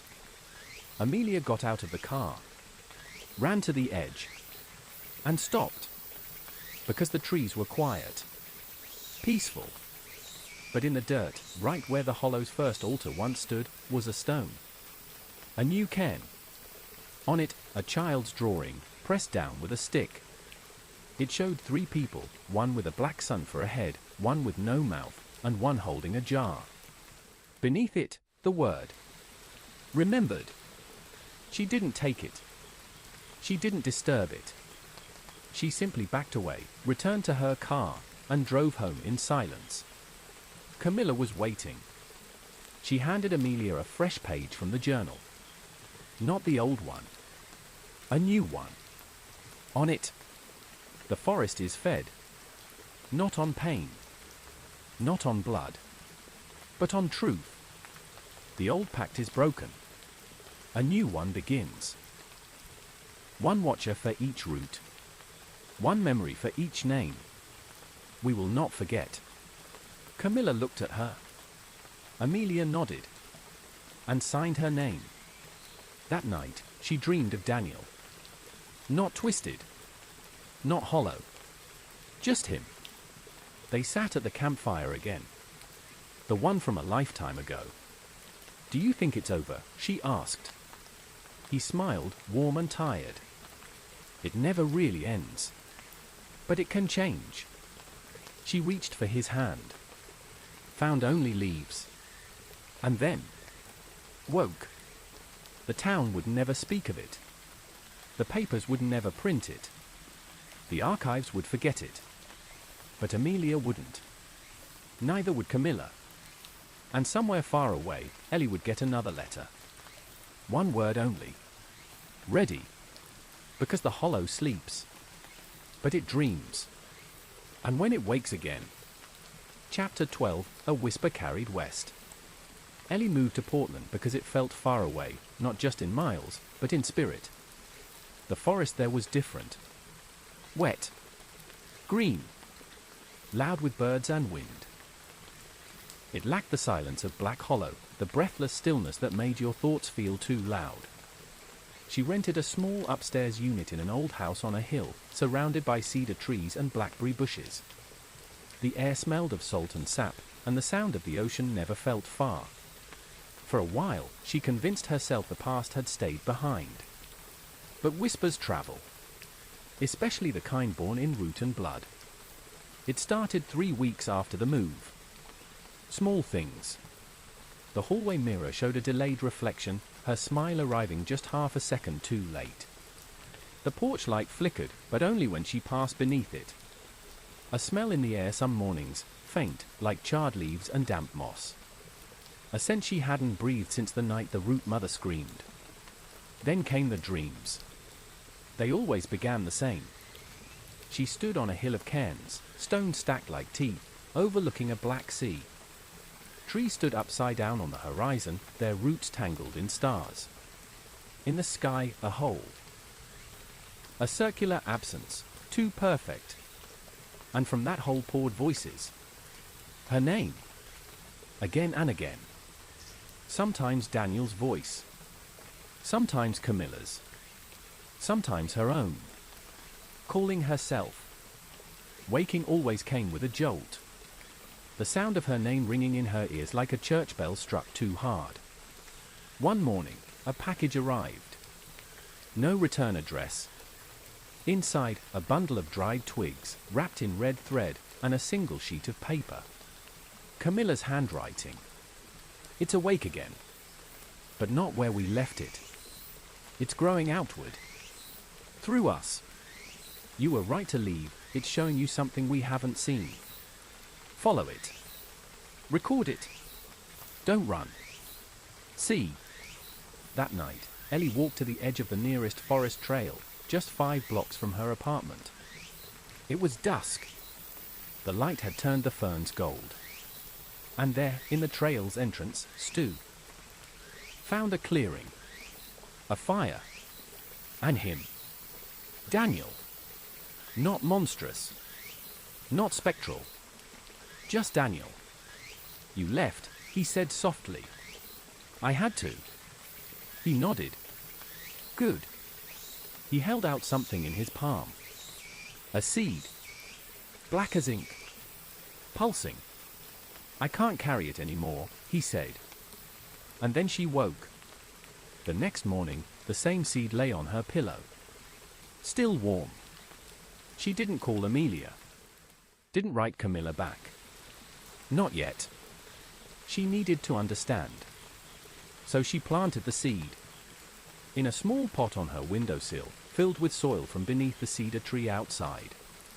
She watered it. Waited. The next morning, it had sprouted. A single, tiny stem. Curled. But breathing. 2 days later, she found a symbol carved into the tree outside her apartment. The spiral. 3 loops. 1 for each of them. She didn't scream. Didn't cry. She sat beneath the tree, stared at the growing seedling, and began to write. She wrote everything. Not what had happened. What she had done. Every silence. Every lie. Every moment she let someone else suffer in her place. It poured out of her like black water. By dawn, the notebook was full. She set it at the tree's base. When she returned the next morning, it was gone. In its place, a bundle of feathers tied with twine. A gift. Camilla wrote again. We feel it. Even this far. It's not following you, Ellie. You're growing it. This is what we've become. The hollow doesn't end. It evolves. Yours is the first root. Keep listening. ***. We're coming soon. Ellie stood at the trailhead again the following night. The cairn had doubled in size. Atop it, a child's drawing. 3 figures. One with wings. One with a mask. one with roots instead of feet. Below it, a message in familiar handwriting. The forest remembers us. And now, so does the world. Chapter 13, The New Root. Ellie used to think roots only grew downward. That was before the hollow touched her life. Before Daniel vanished. Before the pact was broken and rewritten. Now she knew better. Roots don't just grow into the ground. They grow into memory. Into people. And now, they were growing into her. The plant on her windowsill had grown faster than it should have. What started as a stem was now a braided stalk the height of her lamp. Its leaves were dark, not green, but something closer to black-veined red. At night, it moved. She'd catch it swaying in rhythm to sounds only it could hear, the low hum of the city, the slow breath of dreams, the tick of her old wall clock. It listened. And more disturbingly, it began to mirror her. When Ellie was anxious, the leaves curled. When she was calm, it reached for the light. When she had a nightmare, it bloomed. That first bloom came on a Sunday morning. Ellie woke gasping, sweating, the dream still clinging to her skin. In it, she had stood in a massive underground cathedral made of bone and root. She was not herself, she was the Root Mother. Towering, crowned in branches, her chest split open to reveal a pulsing core of memory. Hundreds of people surrounded her, faces familiar and not. They whispered, "Confess." In her dream, Ellie opened her mouth to scream. But roots poured out instead. She jolted awake, hands at her throat. And there, on the windowsill, the plant had bloomed. One single flower, pale, wide, and shaped like an open mouth. Inside it was a tooth. Human. Small. A child's. Ellie didn't call anyone. She should have.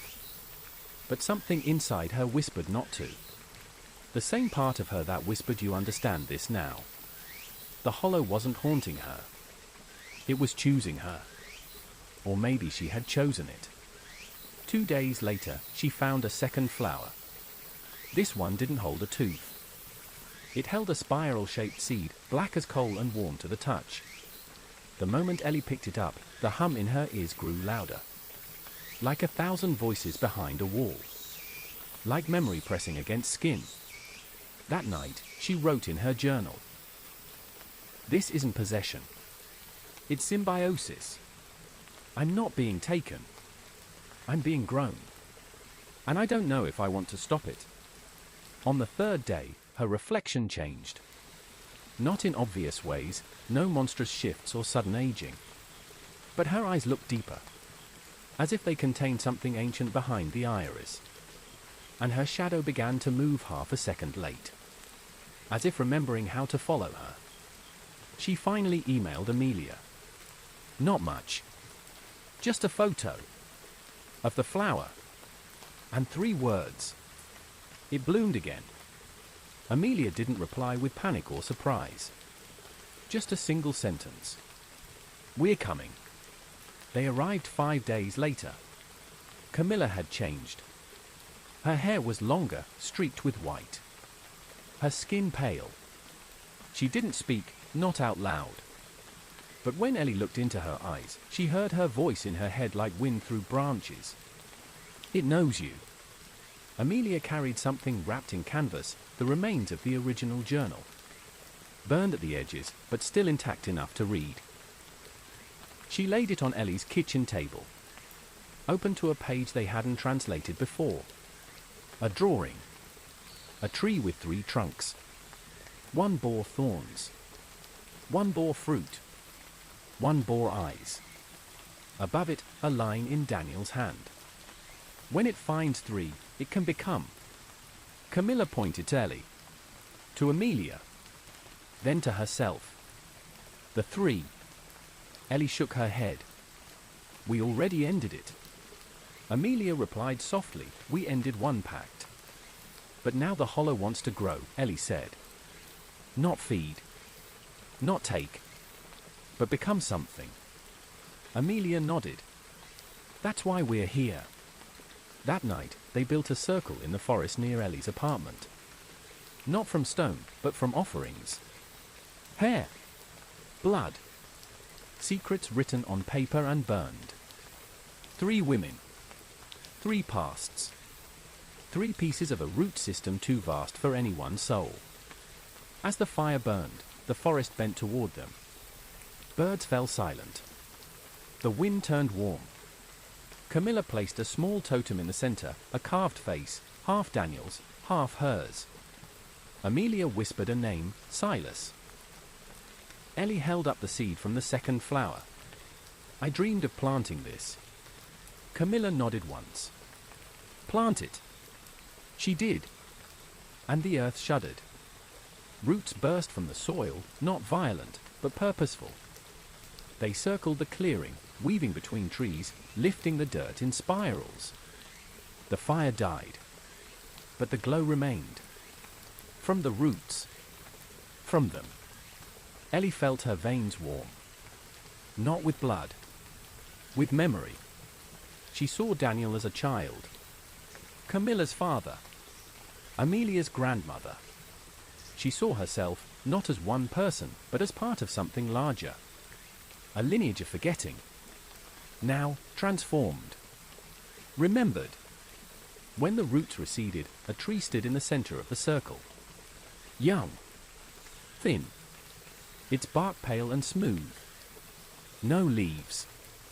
Just one black flower. And in its center, another seed. This time, shaped like an eye. Amelia bent to look closer. Inside the seed. A reflection. Not her own. Daniel. Smiling. Behind him, the forest. Not twisted. Not dark. But alive. Ellie turned to the others. What happens now? Camilla, silent, simply pointed to the sky. Above them, the stars flickered. Then aligned. 3 spirals. The new pact had begun. Not of sacrifice, but of stewardship. They would carry the hollow, and in time, plant it where it was needed. Chapter 14, The Memory Grove. It began with the tree. The pale one, smooth as bone and silent as snow, standing in the circle Ellie had planted. No wind touched it. No animals neared it. And yet, every morning, it grew. By the 3rd day, it had doubled in height. By the 5th, it began to speak. Not in words. In memories. The 3 women returned each day, drawn by a feeling none of them could articulate, a soft pull in the chest, a thread in the blood. Camilla brought paper and began sketching the way the roots moved when no one touched them. Amelia brought the journal and compared what grew here to the scribbled warnings of the past. Ellie simply listened. When she stood beside the tree, closed her eyes, and placed her hand on its bark, she saw people. Not ghosts. Not spirits. Memories. They flooded her, not violently, but gently. Like opening a drawer filled with old photos and letters you forgot you still had. She saw her mother holding her for the first time. She saw Mason laughing through the smoke of a campfire. She saw Daniel, alone in the hollow, whispering her name. And then she saw someone she didn't know. A girl, 12 maybe, in 1800s clothes. Crying at the base of a massive black tree. Holding a carved doll with a cracked porcelain face. The girl looked up at her, not in terror, but with hope. "You remember me," she said. And then she was gone. Ellie gasped and stepped back. The tree pulsed once. A new flower had grown. This one had hair inside it. Blonde. Braided. Childlike. Amelia stepped forward. "It's cataloguing." Camilla nodded. "Not just ours. All of them." Ellie stared at the tree. "It's becoming the grove." They called it the Memory Grove from that day on. Wordlessly. Naturally. As if the forest itself had whispered the name. The land around it changed slowly, not corrupting like the hollow had, but adapting. The moss grew thicker. The trees leaned in, like guardians. The birds came back, but only certain ones. Ravens, owls, whippoorwills, watchers, and people began to arrive. Not many, but enough. Strangers, mostly. Quiet.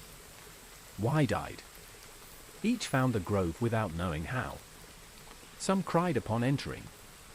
Others stared for hours. One woman from Montana placed her hands on the pale tree and screamed, not in pain, but release. "My brother," she sobbed. "He's here." That's when they realized.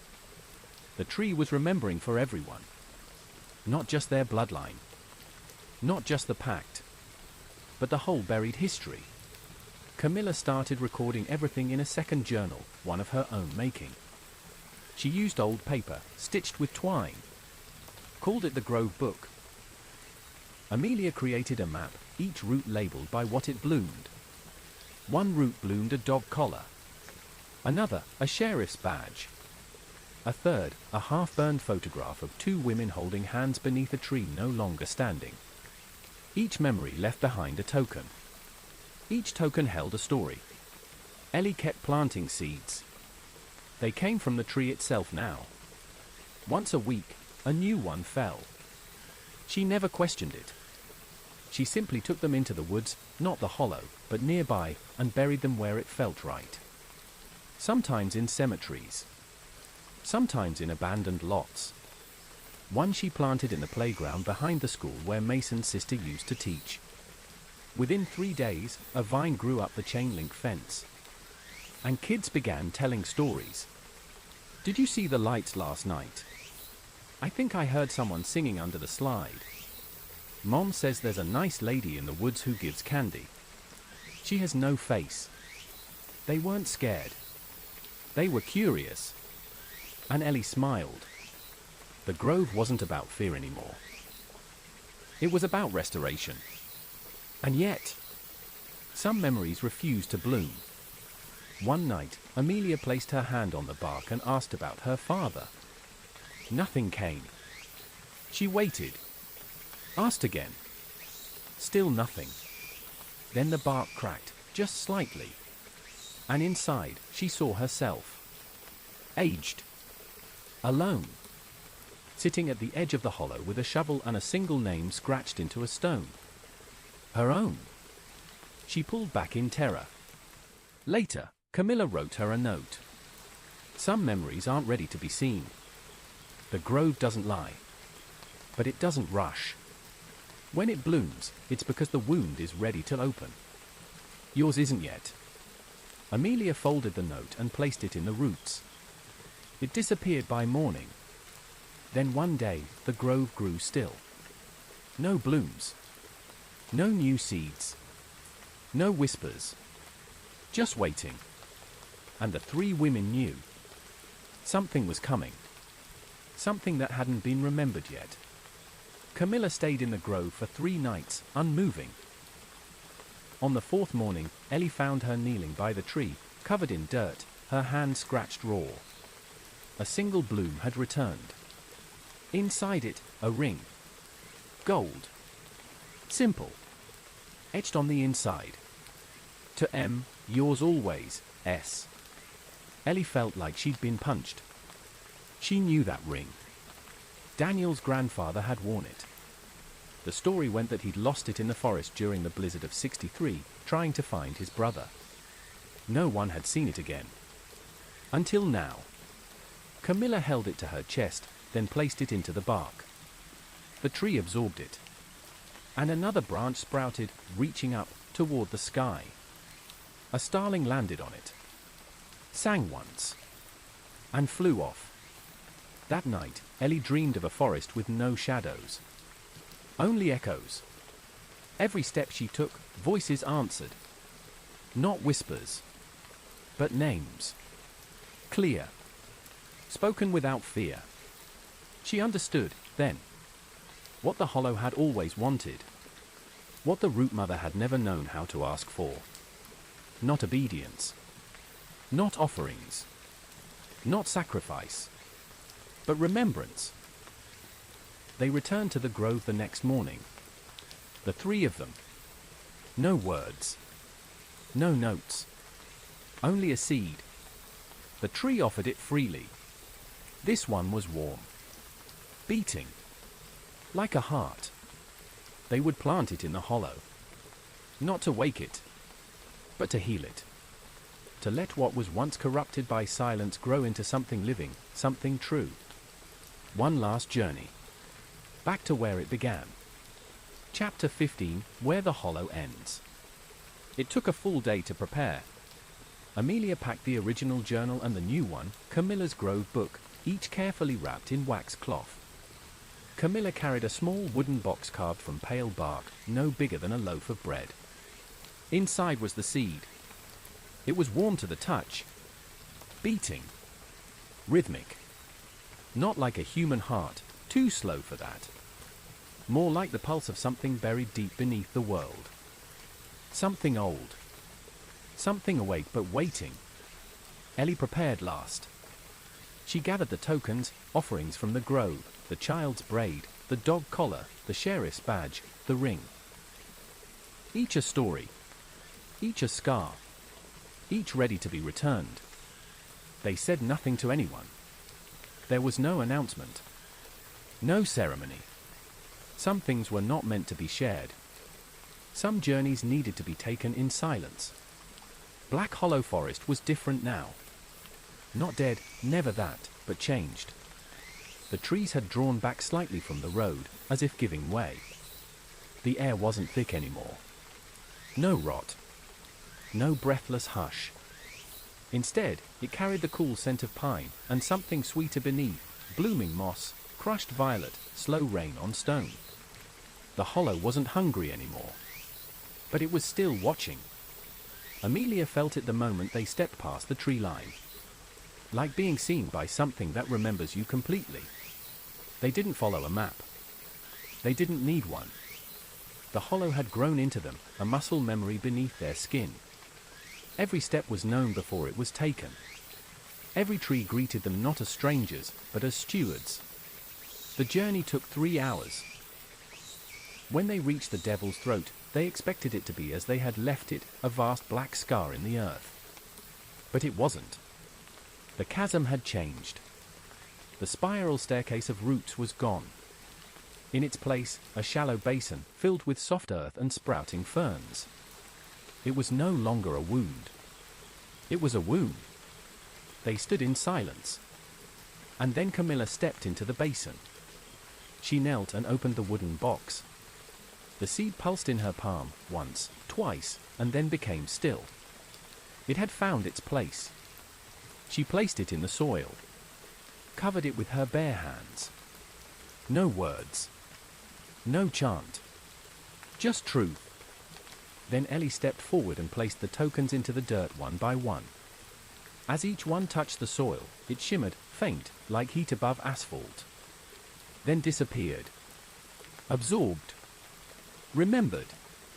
Last was Amelia. She laid both journals beside the seed.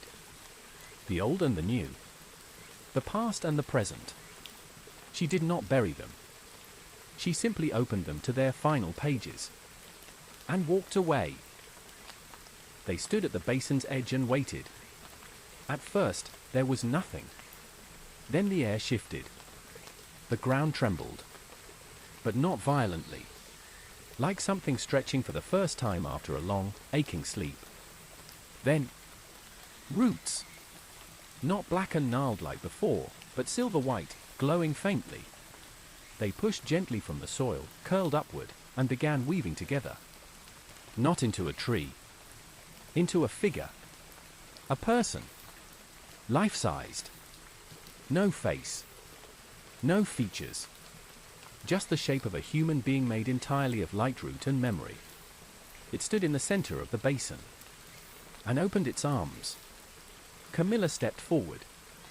The figure bowed to her. Ellie followed. The figure turned slightly, as if acknowledging her burden. Amelia came last. When she stepped into the basin, the figure touched its hand to her forehead. She closed her eyes. And saw. All of it. The hollow. The pact. The betrayal. The fear. The grief passed down like a family heirloom. The long chain of forgetting that had fed the forest for centuries. But now, in that vision, she saw what could be. A forest that healed. A place of memory, not punishment. A grove grown from confession, not sacrifice. And then she saw Daniel. He was walking away from her, smiling, but not toward the dark, toward light. When she opened her eyes, the figure was gone. In its place, a new tree. Short, thin, bare, but alive. At its base, the two journals sat untouched. Their pages fluttered once, and then stilled. The women didn't speak on the walk back. They didn't need to. Something fundamental had ended. And something else, something quieter, something hopeful, had just begun. Weeks passed. Then months. People continued to visit the grove. The cairns multiplied. More tokens appeared, unplaced by human hands. Each one told a story no one had spoken aloud. And yet, someone remembered. Someone always did. Amelia returned often. Camilla never left. Ellie planted seeds across the country. The hollow didn't fade. It spread. Not as a curse. As a network of memory. A quiet knowing beneath the skin of the world. And beneath it all, the grove listened. It would always listen. Because now, it wasn't just a place. It was a being. A keeper. A watcher. And its roots were everywhere. Chapter 16, The Ones Who Speak for the Forest. Children were the first to hear it. Not in nightmares. Not in fear. In whispers, soft, slow, curling around their thoughts like vines. Questions at first. Why do the trees hum when I cry? Who keeps putting flowers on Grandpa's grave? Is it true that the forest remembers what you dream? Their parents dismissed it, of course. Kids talk to shadows. They believe in monsters, in ghosts, in God. But these weren't imaginary friends. They were inheritors. It began in Grange Hollow Elementary. A girl named Lila Henderson, age 10, walked into the school library, sat down across from Amelia, and said plainly, "There's a woman in the woods who wears my face, but she's older.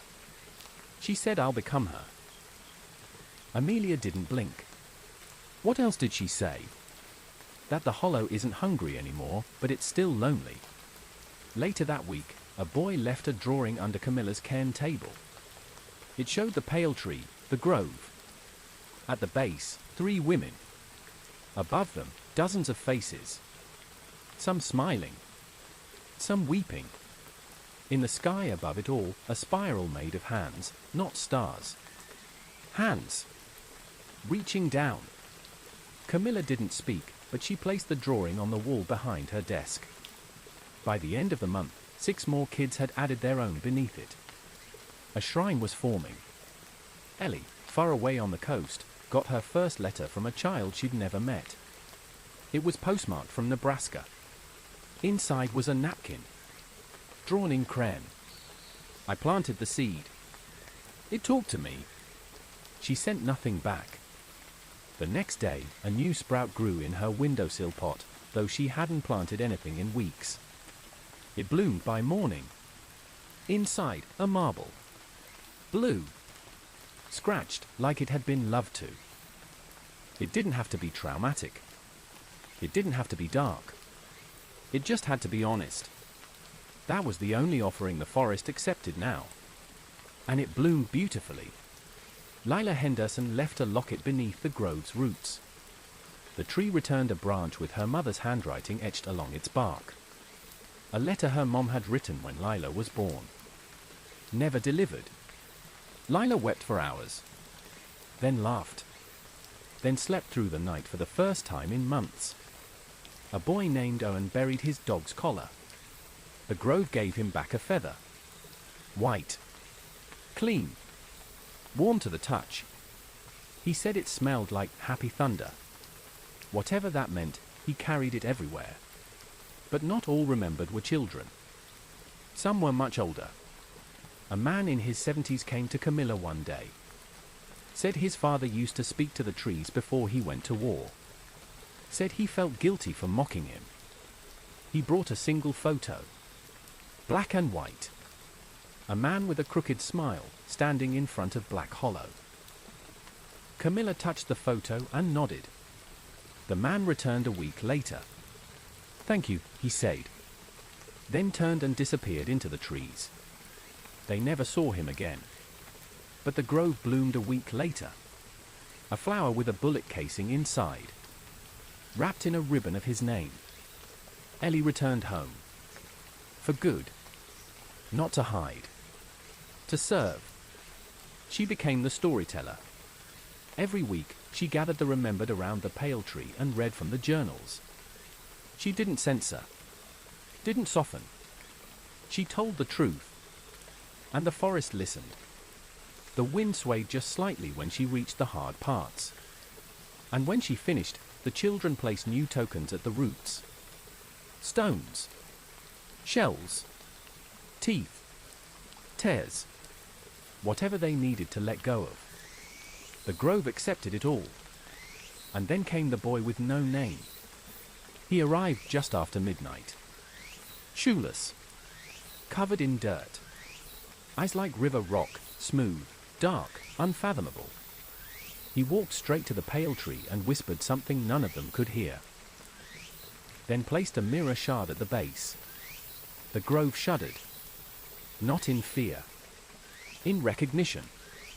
The tree bloomed immediately. Not one flower. But three. Each faced a different direction. Inside them, a mask, a feather, and a compass. The boy smiled. And disappeared into the trees. They never saw him again. But the mask was Camilla's. The feather, Ellie's. And the compass? That had once belonged to Daniel. The forest was returning itself. Piece by piece. It was speaking now. Not in screams. Not in hunger. In echoes. And the remembered? They began to speak back. Chapter 17, The Book of Names. The grove had never kept a list before. It didn't need one.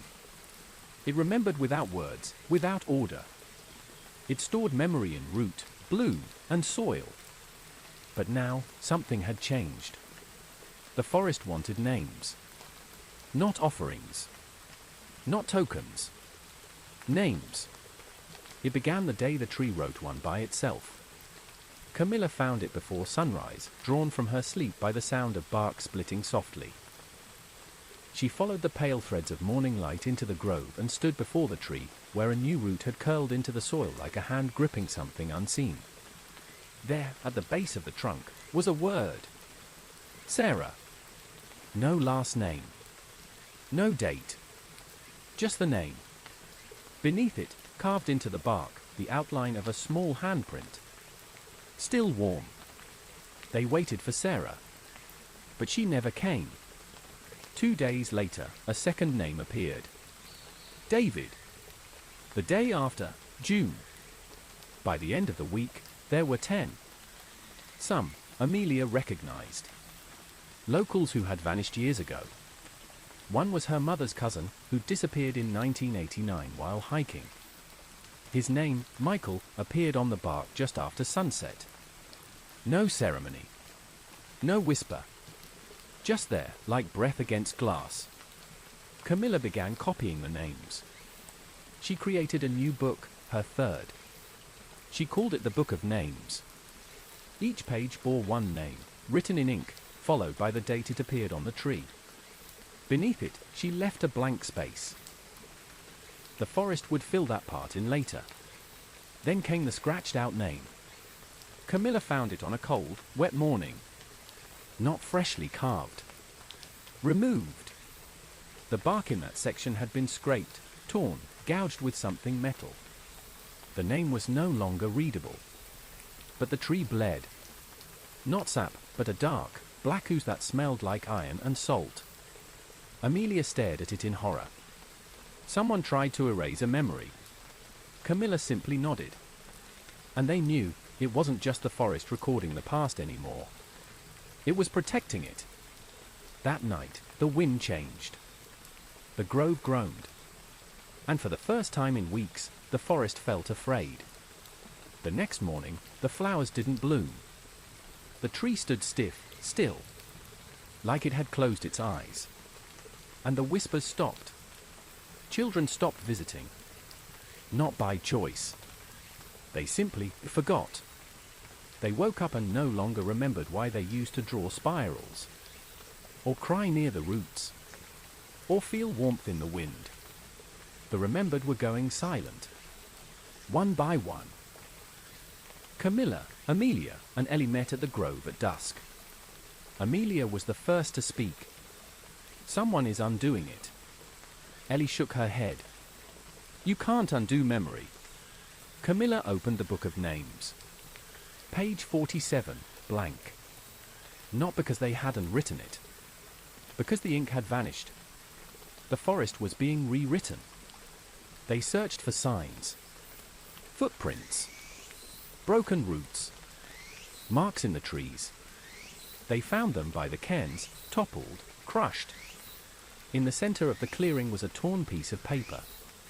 A printed article. From a news site.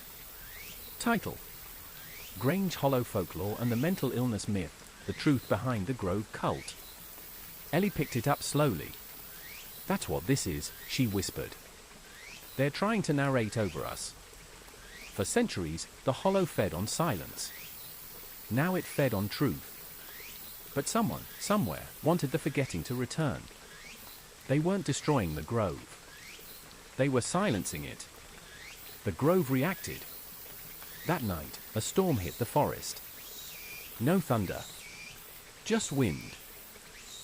Screaming wind that howled through town like an old god woken in the wrong century. The next morning, half the grove was flooded. The pale tree stood in a pool of mud and broken branches. At its base, a new name. Carved in jagged, furious strokes. The Eraser. No age. No gender. Just a concept. A warning. The tree had identified the threat. And it wanted the stewards to act. Camilla added the name to the book. The moment she did, the ink ran. Black. Uncontrollable. It spread down the page like a river of shadow. Then, words appeared beneath. For the first time, the grove had filled in the blank itself. Name, the Eraser. Born of silence. Feeds on shame. Carries fire where root once grew. Unknowing scribe. Bringer of forgetfulness. Enemy of memory. Camilla looked up. There's more than one kind of hollow, she said. Amelia closed her eyes. It's in the world now. Ellie's hands trembled. It's inside people. They had always believed the hollow was local. Geographic. But now they understood. It was emotional. An inheritance of forgetting. And the Eraser was the embodiment of a force that wanted to undo the new pact. Not out of evil, but because forgetting was easier. That night, the three stewards built a new circle. Wider. Stronger. The roots of the grove tree stretched beneath their feet like a spiderweb. Each brought something personal. Camilla, the ashes of her first journal. Amelia, the glasses Daniel had left behind. Ellie, the first mask, blank, cracked, fragile. They lit no fire. They said no words. They simply stood together and remembered. Every face, every scream, every story the forest had whispered back into being. The grove listened and responded. In the morning, the book of names was full again. Even page 47. Restored in perfect black ink.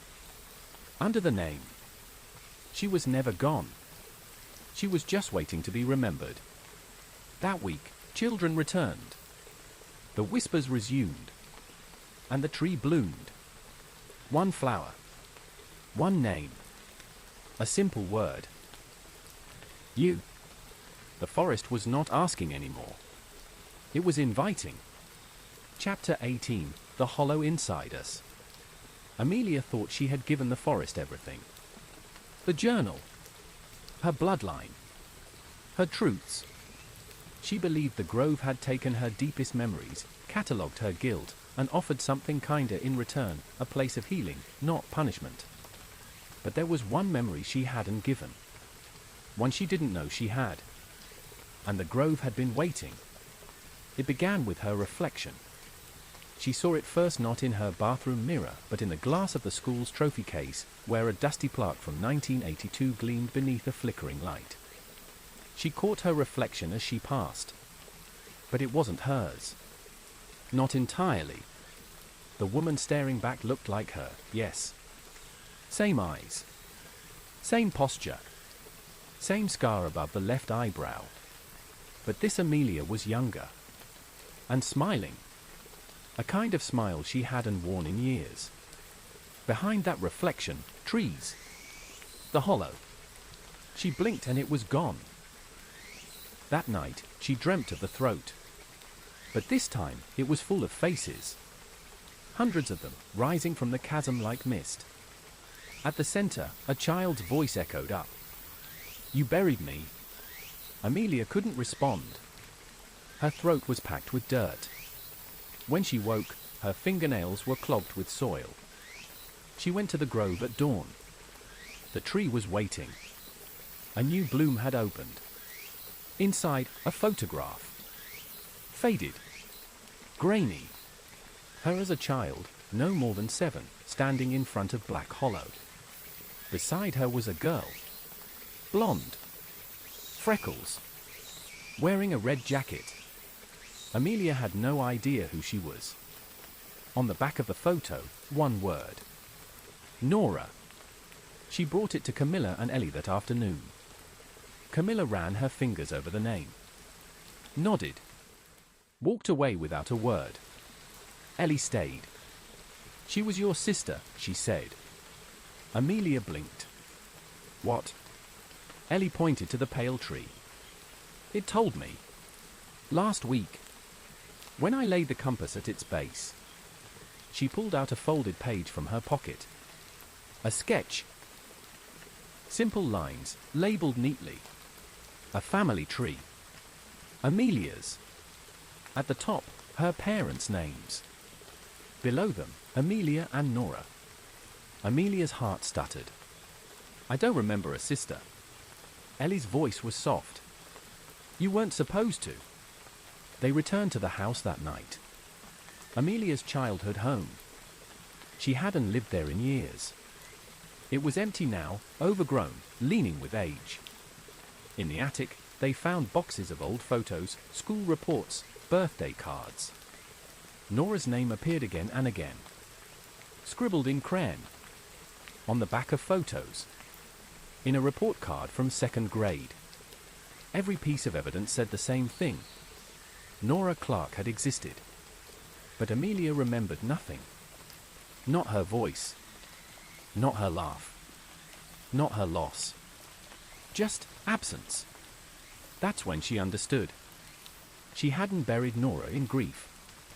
She had buried her in forgetting. She ran to the grove. Through mud and shadow. Through trees that leaned in close as if to listen. At the base of the tree, she screamed. I remember you. The tree shuddered. Then bloomed. 20 blossoms at once.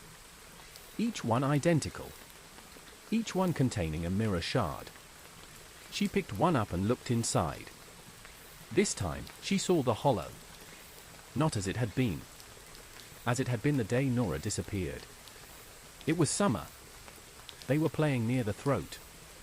Their mother had told them not to go. Nora had dared her, just one step closer.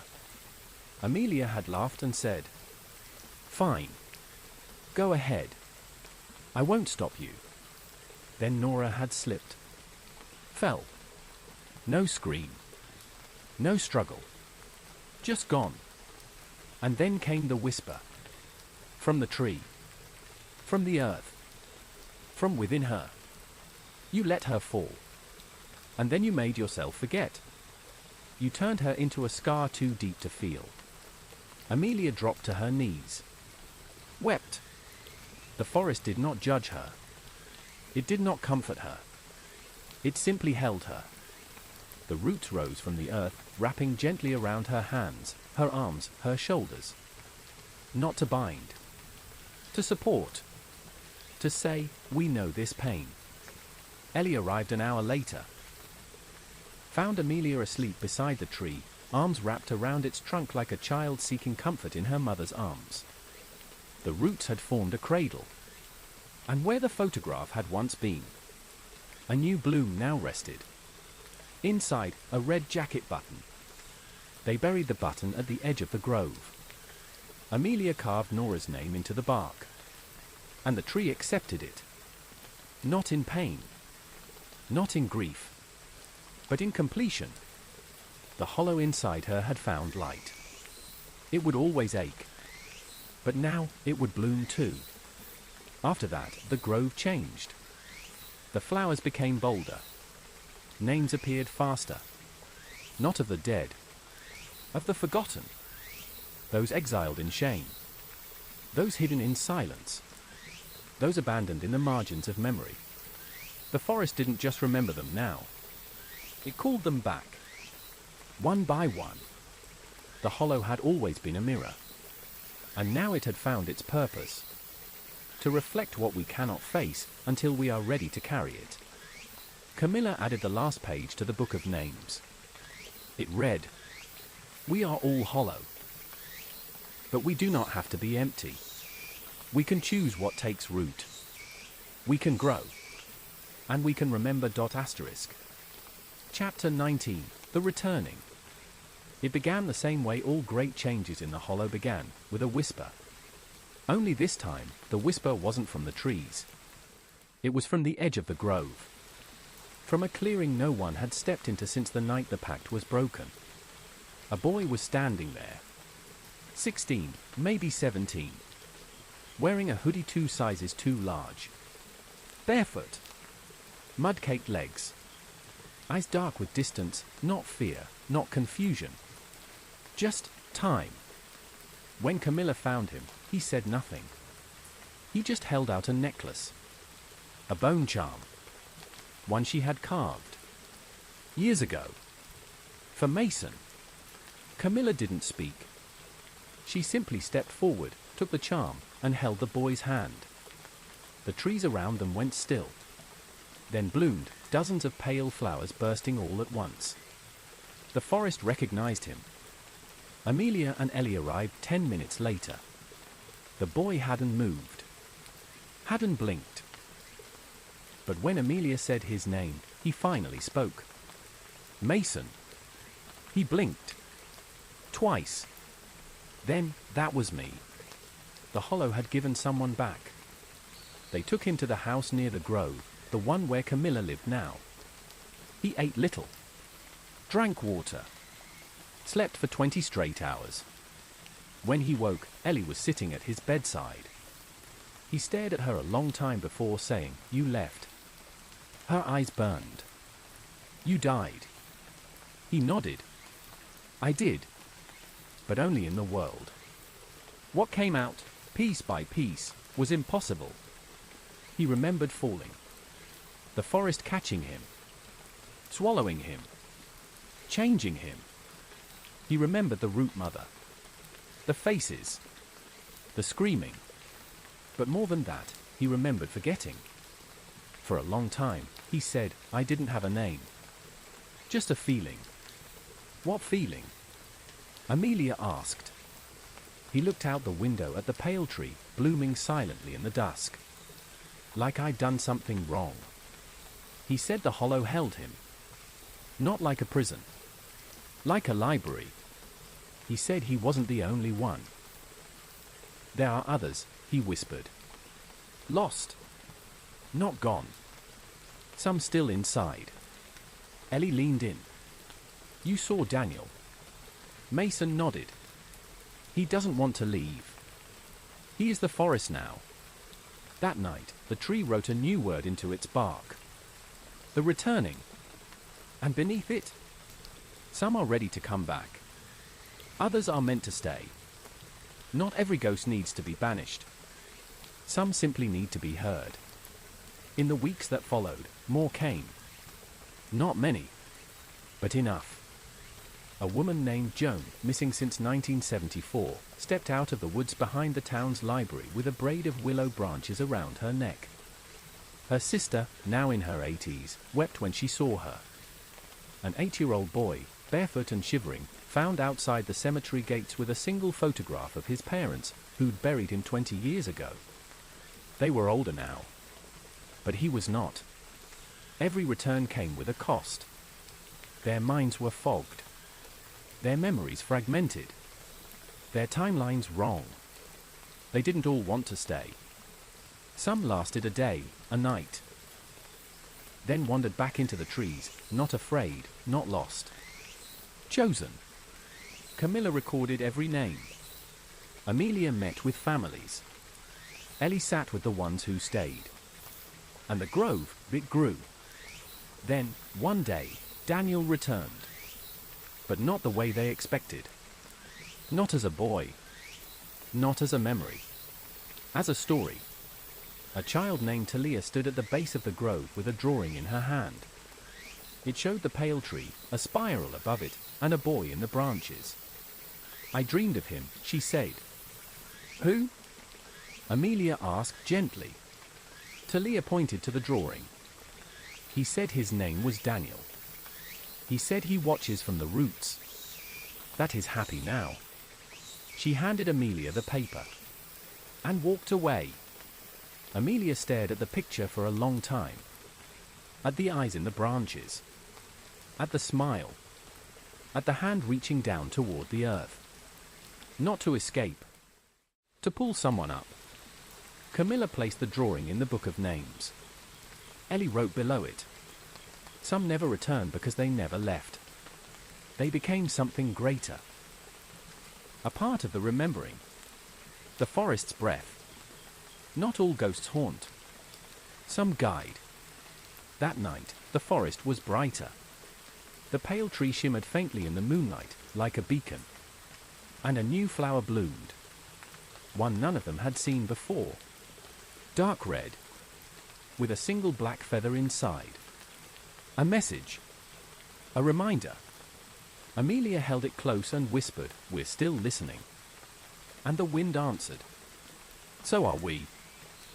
Chapter 20, The Voice Beneath the Roots. Mason didn't sleep anymore. Not because of nightmares. Because the grove wouldn't let him. It didn't whisper like it once had. It sang now, low, harmonic, pulsing through the roots and into his bones. The song was not in any language he recognized, but he understood it anyway. It was calling him. Not away. Down. He told Camilla first. I think there's something beneath it. She looked at him for a long time, then handed him a small piece of bark she had carved years ago. On it, the spiral. You'll know when to stop. That night, Mason returned to the grove. He waited until the wind was still, until the trees stopped rustling and the pale tree stood quiet, like a breath held too long. He knelt at its base and touched the soil. It was soft. Warm. Alive. He began to dig. He dug with his hands first, feeling the soil give way like old memory. Inch by inch, he peeled back the layers. After 3 feet, he struck something. Wood? No, bark. Thick. Twisted. Not like any tree he'd seen. He cleared more away. It was round. Curved. A chamber. A hollow root, larger than a coffin. He placed both palms on it. And heard it speak. You brought the seed. But do you remember where you found it? He jolted back. Breathing heavy. But the bark was unchanged. No mouth. No face. Just the root. Waiting. He leaned in again. This time, he asked, "Where did the seed come from?" And the forest answered, "From silence. From guilt. From blood that cried out and was not heard." Memories flooded him. The night he first fell into the hollow. The whispers. The root mother. Daniel's scream. But there was something beneath those memories. Older. He saw a girl with a blindfold of ivy. He saw her kneel in a circle of bones. He saw her eat the first seed. Then he saw her body become the forest. Mason staggered back. The pale tree above him glowed faintly. Not white. Red. Blood red. He turned to run, but something rose from the soil. A second bloom. Inside, a tooth. Not human. Animal. Sharp. Yellowed. Old. Wrapped around it, a thread of vine. He picked it up. Held it. And heard the voice again. The first seed was a hunger. It fed on what the world refused to remember. Now you carry the opposite. You carry a voice that cannot be silenced. Mason collapsed to his knees. He wept. Not in grief. In awe. The grove had not always been a place of healing. It had once been a curse. A punishment for those who buried truth. A weapon against forgetting. But now it had changed. Because they had changed it. He, Camilla, Ellie, Amelia, and the remembered. Mason rose slowly. He planted the tooth at the base of the pale tree.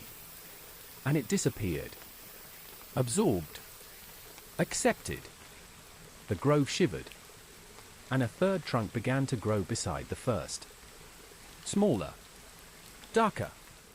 But real. A new root. A new voice. He's. The next day, he told the others. They gathered at dusk. Watched the third trunk rise with slow grace. It looked different. Rougher. Knotted. Honest. Ellie whispered, "It's his burden." Amelia added, "His truth." Camilla placed her palm against it and closed her eyes. Then nodded. "We're not the only stewards anymore." The Book of Names wrote itself that night. A new entry. Name on the buried one. Return through pain. Speaks for those the forest once swallowed. Bears the truth we were never brave enough to face. Mason accepted the title. Not out of pride. Out of necessity. There were more like him. People the hollow had taken. Some still trapped. Some ready to return. Some only half human now. He would find them. He would listen. And the third tree would grow. A root of reckoning. Of memory. Of mercy. The grove was no longer one voice. It was three. The seed, Ellie. The beginning. The grove, Camilla. The memory. The root, Mason. The buried. And still, a fourth was coming. Not of the past. Of the future. Because the forest had one more story to tell. One that hadn't been written yet. Chapter 21, The Child of Spirals. It started with the stars. On the first night of spring, the grove went quiet, not with fear, but anticipation. The trees leaned subtly toward the sky, as if listening to something above the clouds. No bird sang. No root shifted. Even the pale tree held its breath. Ellie stood alone beneath the branches. She didn't know why. She only knew she had to be there. Then the stars moved. Not fell. Shifted. One by one, pinpricks of light arched across the sky, realigning themselves slowly, impossibly, into a perfect spiral. 3 loops. Just like the symbol. The grove responded instantly. All 3 trunks, Ellie's pale one, Mason's dark root, and Camilla's grove tree, bloomed. Simultaneously. The ground shook. Not violently. Like a drumbeat. Like a heartbeat. Ellie turned to run, not from fear, but to witness. She made it to Camilla's cabin in less than a minute. The lights inside were already on. And Camilla stood in the doorway, holding something small, wrapped in moss and linen. Crying. A child, she whispered. Ellie stopped cold. What? I didn't know, Camilla said. I woke up and she was just there. Not abandoned. Not left. Given. They named her Solace. She wasn't like other children. She never cried unless the trees did. She laughed when the moon was full and often stared into the fire for hours. At 6 months, she stood. At 7, she began drawing spirals in the dirt. By 1 year, she spoke. Not baby words. Whole sentences. The tree told me your name, she said to Amelia once, tapping her finger gently against the older woman's chest. But not the name you say out loud. Amelia's hands trembled. What name did it tell you? Solace whispered something no one else heard. Amelia wept. Not in sadness. In release. She spoke to the trees like they were old friends. Sang songs in a language no one taught her. And sometimes, just before dawn, she'd sit between the 3 trunks and say, "They're listening." When asked who, she simply said, "The ones under everything." Mason was wary at first. Not of her, but what she meant. The hollow never gives without purpose, he said to Camilla. Not without cost. Camilla looked down at Solace napping in the grass. Then maybe she's the price and the gift. By her 2nd birthday, the grove changed again. A 4th trunk began to grow. Not planted. It just appeared. Not white like Ellie's. Not gnarled like Mason's. Not green-veined like Camilla's. But silver. Bright. Twisting like a helix. Alive in motion. Even when still. Solace touched it once. Whispered a name. None of them recognized it. A sound with no letters. Just breath and tone. The tree glowed faintly. And from its bark, a symbol appeared. A spiral made of stars. Later that night, she told Ellie, "I didn't come from the hollow." Ellie blinked. "What do you mean?" "I came through it." She touched Ellie's stomach. "There's more coming." The forest began preparing. Without words. Without plan. Roots shifted. Clearings widened. Animals grew calmer. Even the wind felt different, like it was making room for something. Then came the dreams. Everyone had them. Camilla. Amelia. Mason. Ellie. Even the children. The same dream. A house made of bone and vine. A child standing in the center. Eyes closed. Mouth open. From her lips, spirals of light. And from the light, voices. Hundreds. Thousands. All remembered. Ellie confronted the pale tree. Demanded to know what Solace was. What her purpose was. The tree answered with a single bloom. Inside ate a feather made of ash. It disintegrated in her hand. And in the wind that followed, she heard. She is what comes after the hollow. Not memory. Not silence. But synthesis. Mason sat with Solace the next evening. Watched her stack stones in spirals. "I was buried once," he told her. "I know," she said without looking up. "You buried yourself. But the forest wanted you back." He nodded. "What does it want now?" Solace looked up. Smiled. To become the world. The grove was no longer a secret. People came daily. Pilgrims. Seekers. Survivors. Some found healing. Some found truth. Some left afraid, not because of what they saw, but because they recognized it in themselves. The hollow had never been just a place. It was a mirror. And the grove? A way to step through it. Solace grew faster than she should have. By age 3, she spoke like a scholar. By age 4, she no longer played with toys, she tended to the trees. Each one. Personally.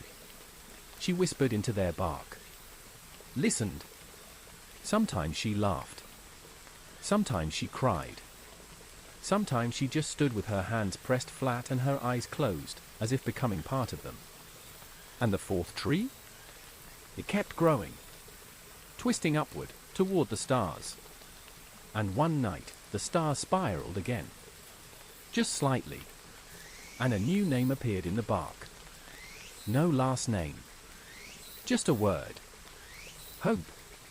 Ellie carved it into the book of names herself. Below it, she wrote, Hope is not forgetting. Hope is remembering, and growing anyway. Solace slept beneath the fourth tree that night. And when dawn came, 1,000 birds sat in the branches. Silent. Watching. Waiting. Because something else was coming. Not a threat. Not a horror. A new chapter. Chapter 22, The Spiral Above. The spiral in the sky didn't appear on a telescope. Not at first. It was seen in dreams. Every continent. Every language. Every age. The same vision. A wheel of starlight turning slowly in the night, its center a single eye that wept silver tears. By morning, reports flooded in. People awoke screaming. Weeping. Laughing. Speaking names they didn't know. Remembering things they hadn't lived. At the center of it all, a forest. Not one from any known map. But every single witness drew the same tree. Pale. Rooted in stars. With fir trunks rising from its base. Ellie saw the news first. Not on TV. On the pale tree itself. Its bark changed. It didn't carve a name this time. It opened a window. A hollow knot that pulsed with flickering light. Inside, a vision. Cities. Forests, oceans. And in every place, spirals. Drawn in chalk on sidewalks. Scratched into frost on windows. Appearing on skin as bruises and birthmarks. Not by human hand. By remembrance. The grove had breached the veil. The hollow had spread. Not as a plague. As an invitation. Camilla gathered the stewards. Amelia brought the book of names. Mason, the compass. Ellie, the mask. Solace stood silently. Watching the sky. What is it? Amelia whispered. Solace finally spoke. It's the remembering. She touched her own chest. It's waking up everywhere. Panic followed. As it always does when the world is shown its reflection. Governments denied it. Scientists fumbled it. Churches tried to sanctify it. Conspiracists called it a weapon. Historians whispered about a cycle. But all the grove did was bloom. More flowers than ever. More names. From every culture. Every age. Some older than recorded history. One bloom held a coin no archaeologist could identify. Another, a tooth carved with glyphs that pulsed in the dark. A third, a music box playing a lullaby from no known language, but every child who heard it smiled. Solace said it best. These are not ghosts. She touched the newest bloom. They're us. Before forgetting, the stewards had a choice to make. Not about stopping it. That was no longer possible. The hollow had passed its boundaries. The grove had planted roots in hearts across oceans. The remembering was now planetary. But how it would be understood? That was still undecided. Ellie proposed a pact. We don't gatekeep the truth. She unwrapped the original journal, Daniel's, and held it high before the grove. This is how it started. One story. She looked to Solace. To her, it's already a forest. But to the world, it's still a seed. They decided. Not secrecy. Stewardship. Camilla opened the grove. Publicly. No fanfare. No website. No government permission. Just a stone tablet placed at the forest's edge. The remembering is not a place. It is a process. Enter only if you are ready to know what you left behind. Asterisk asterisk. They came by the hundreds. Not tourists. Pilgrims. Each left something. A secret. A song. A name. A scar. A confession. The grove took them all. Never judged. Only bloomed. And for every story left in the roots, one was returned. Not always the one they expected, but always the one they needed. Mason met a woman from Morocco who claimed she'd dreamed of the dark tree for 30 years. She wept when she touched his trunk. Said she now remembered the brother she'd convinced herself never existed. He died before I was born, she said. But I knew him in the dream. I missed him. Mason handed her a flower. Inside, a baby tooth, wrapped in silk. Her brother's. The forest had kept it. Amelia met a man from Ukraine who hadn't spoken since his wife passed. She watched as he sat beneath the spiral tree and said her name out loud. For the first time in 5 years. Then cried until the moss beneath him grew soft with tears. He left the grove smiling. Said he could breathe again. Solace grew quickly. By 10, she was taller than most adults. By 12, she walked barefoot year-round, her hair tangled with feathers, her eyes distant, as though half her gaze was focused somewhere else. She spoke in riddles. But each one came true. One day, she told Ellie. They're coming next. The ones beneath the spiral. Ellie frowned. Who? The ones who never forgot. And sure enough, they came. From caves. From ruins. From tribes thought extinct. From bloodlines buried by empire. They walked into the grove. Some silent. Some chanting. All bearing tokens no one else could have known. One woman carried a stone tablet that matched the carvings on Solace's 4th tree. Perfectly. She bowed before Solace and whispered, "We've been waiting for you." That night, the stars spiraled again. And for the first time, they spoke. No sound. Just meaning. A wave of understanding. A chorus of memory that echoed inside every soul who looked up. You are the story. You are the forgetting. And now, you are the grove. The world changed after that. Not overnight, but in layers. Children drew spirals before they could write. Elders wept for names they hadn't spoken since childhood. Languages began to reawaken. And in certain forests, trees began blooming without being planted. One grew in Kyoto. Another in the Scottish Highlands. A third in the sands of Chile's Atacama Desert.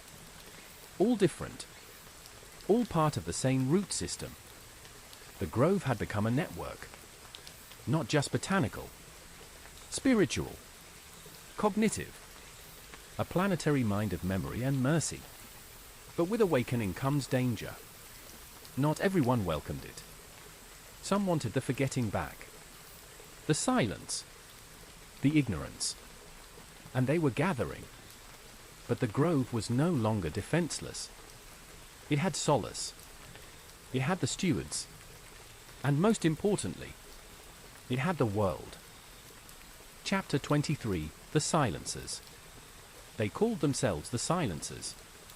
Not in public, of course. Publicly, they were scholars, broadcasters, government agents, corporate donors, even spiritual leaders. But behind the polished masks, they shared one mission. to restore forgetting, to shut the hollow, to burn the grove, to silence the spiral. They didn't understand what it was, only what it disrupted. People remembering too much, speaking truth without permission, refusing to bury trauma in polite shadows. The grove had turned the world into a mirror, and the silencers were terrified of what it reflected. The first attack wasn't physical. It was rhetorical. News anchors mocked the pilgrims. Online influencers called the grove a global hysteria cult. Politicians proposed containment zones for spiritual contamination. Churches declared solace an antichrist. Psychologists labeled the memory resurgences as mass hallucination syndrome. Mason read it all. He didn't flinch. "I've been called worse," he muttered. "By my own mind." The second attack came by fire. Not in Black Hollow, the original grove had protected itself too well for that. But in Kyoto, one of the first satellite trees was torched. 2 stewards injured. The tree reduced to ash. The root still smouldering when Amelia arrived the next morning.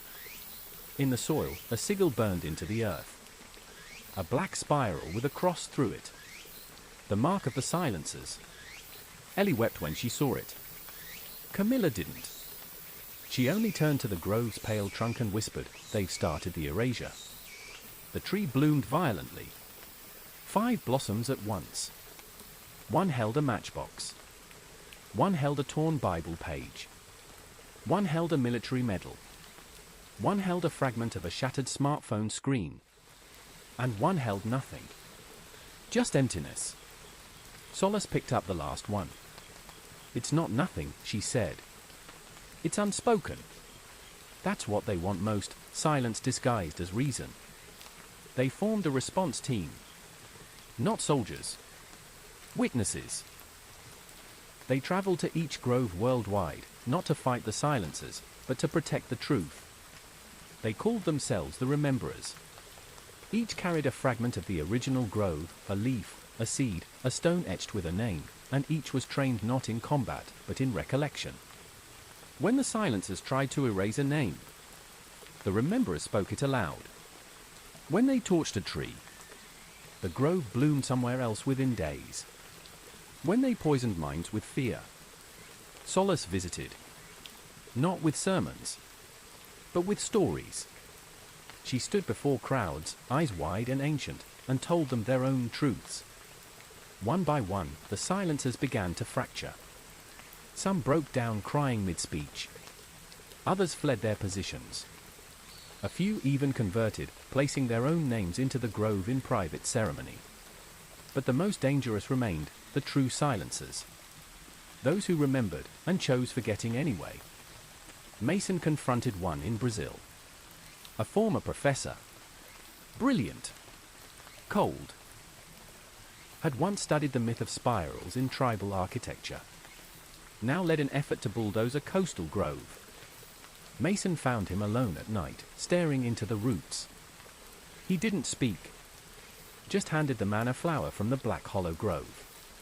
Inside, a photograph. The professor as a child. Laughing, holding hands with someone whose face was burned out. He dropped the flower. Whispered, "That's not real." And fled. But the next morning, the bulldozers were gone. The silencers retaliated by targeting Solace. Smear campaigns. Threats. A fabricated video showing her speaking in tongues while surrounded by symbols of fire and death. But the grove responded. The sky responded. Another spiral appeared. This time during daylight. A perfect swirl of clouds above the original hollow. People around the world watched the live feed. And in every viewer's ears, whether in English, Arabic, Mandarin, or Swahili, they heard the same 3 words, spoken in their mother tongue. She is memory. The grove was no longer hiding. It was asserting. And Solace?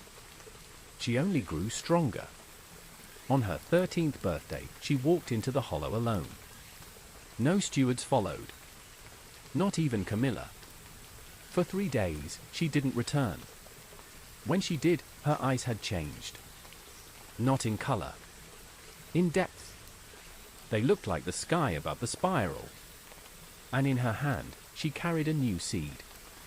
Black. Heavy. Cold. Ellie stepped forward to touch it, but Solace shook her head. "This is for them," she said. "For the ones who forget on purpose." They called it the seed of confrontation. It could not be planted, only carried. And when held, it forced truth. No illusions. No rationalizations. Only reality. They sent it to the silencers anonymously. One by one. And one by one. They broke. Some disappeared. Some confessed on national television. One walked barefoot into the grove, placed the seed on the roots, and said, "I remember now." Then collapsed in tears. The attack stopped. Not from surrender, but from irrelevance. The grove had outgrown its enemies. Solace stood beneath the 4 trees at sunset. The world was quiet. The Book of Names had reached its 1000th page. It bore a single word. Silencer. But the grove did not reject it. It bloomed. Inside the flower, a torn black ribbon. A sign of mourning. And forgiveness. Solace placed it in the roots. Whispered. Even those who tried to silence us were once silenced too. Chapter 24, The Memory That Breathes. The child was born beneath the grove at midnight. No hospital. No doctors. No cries. Just breath. Slow. Deep. Ancient. Like the inhale of something vast. Her name was Lyra. Her mother, a rememberer from eastern Finland, had felt the labor pains only after stepping between the 4 trunks. The stewards made a circle. No lights. No sound. Only presence. Solace held the child first. Her eyes widened. "She's different," she whispered. Not with fear. With recognition. Lyra's eyes were open from the first breath. Wide. Calm. Dark. Not blank, full. When Camilla leaned in close, Lyra reached out and touched her scarred wrist. And whispered her name.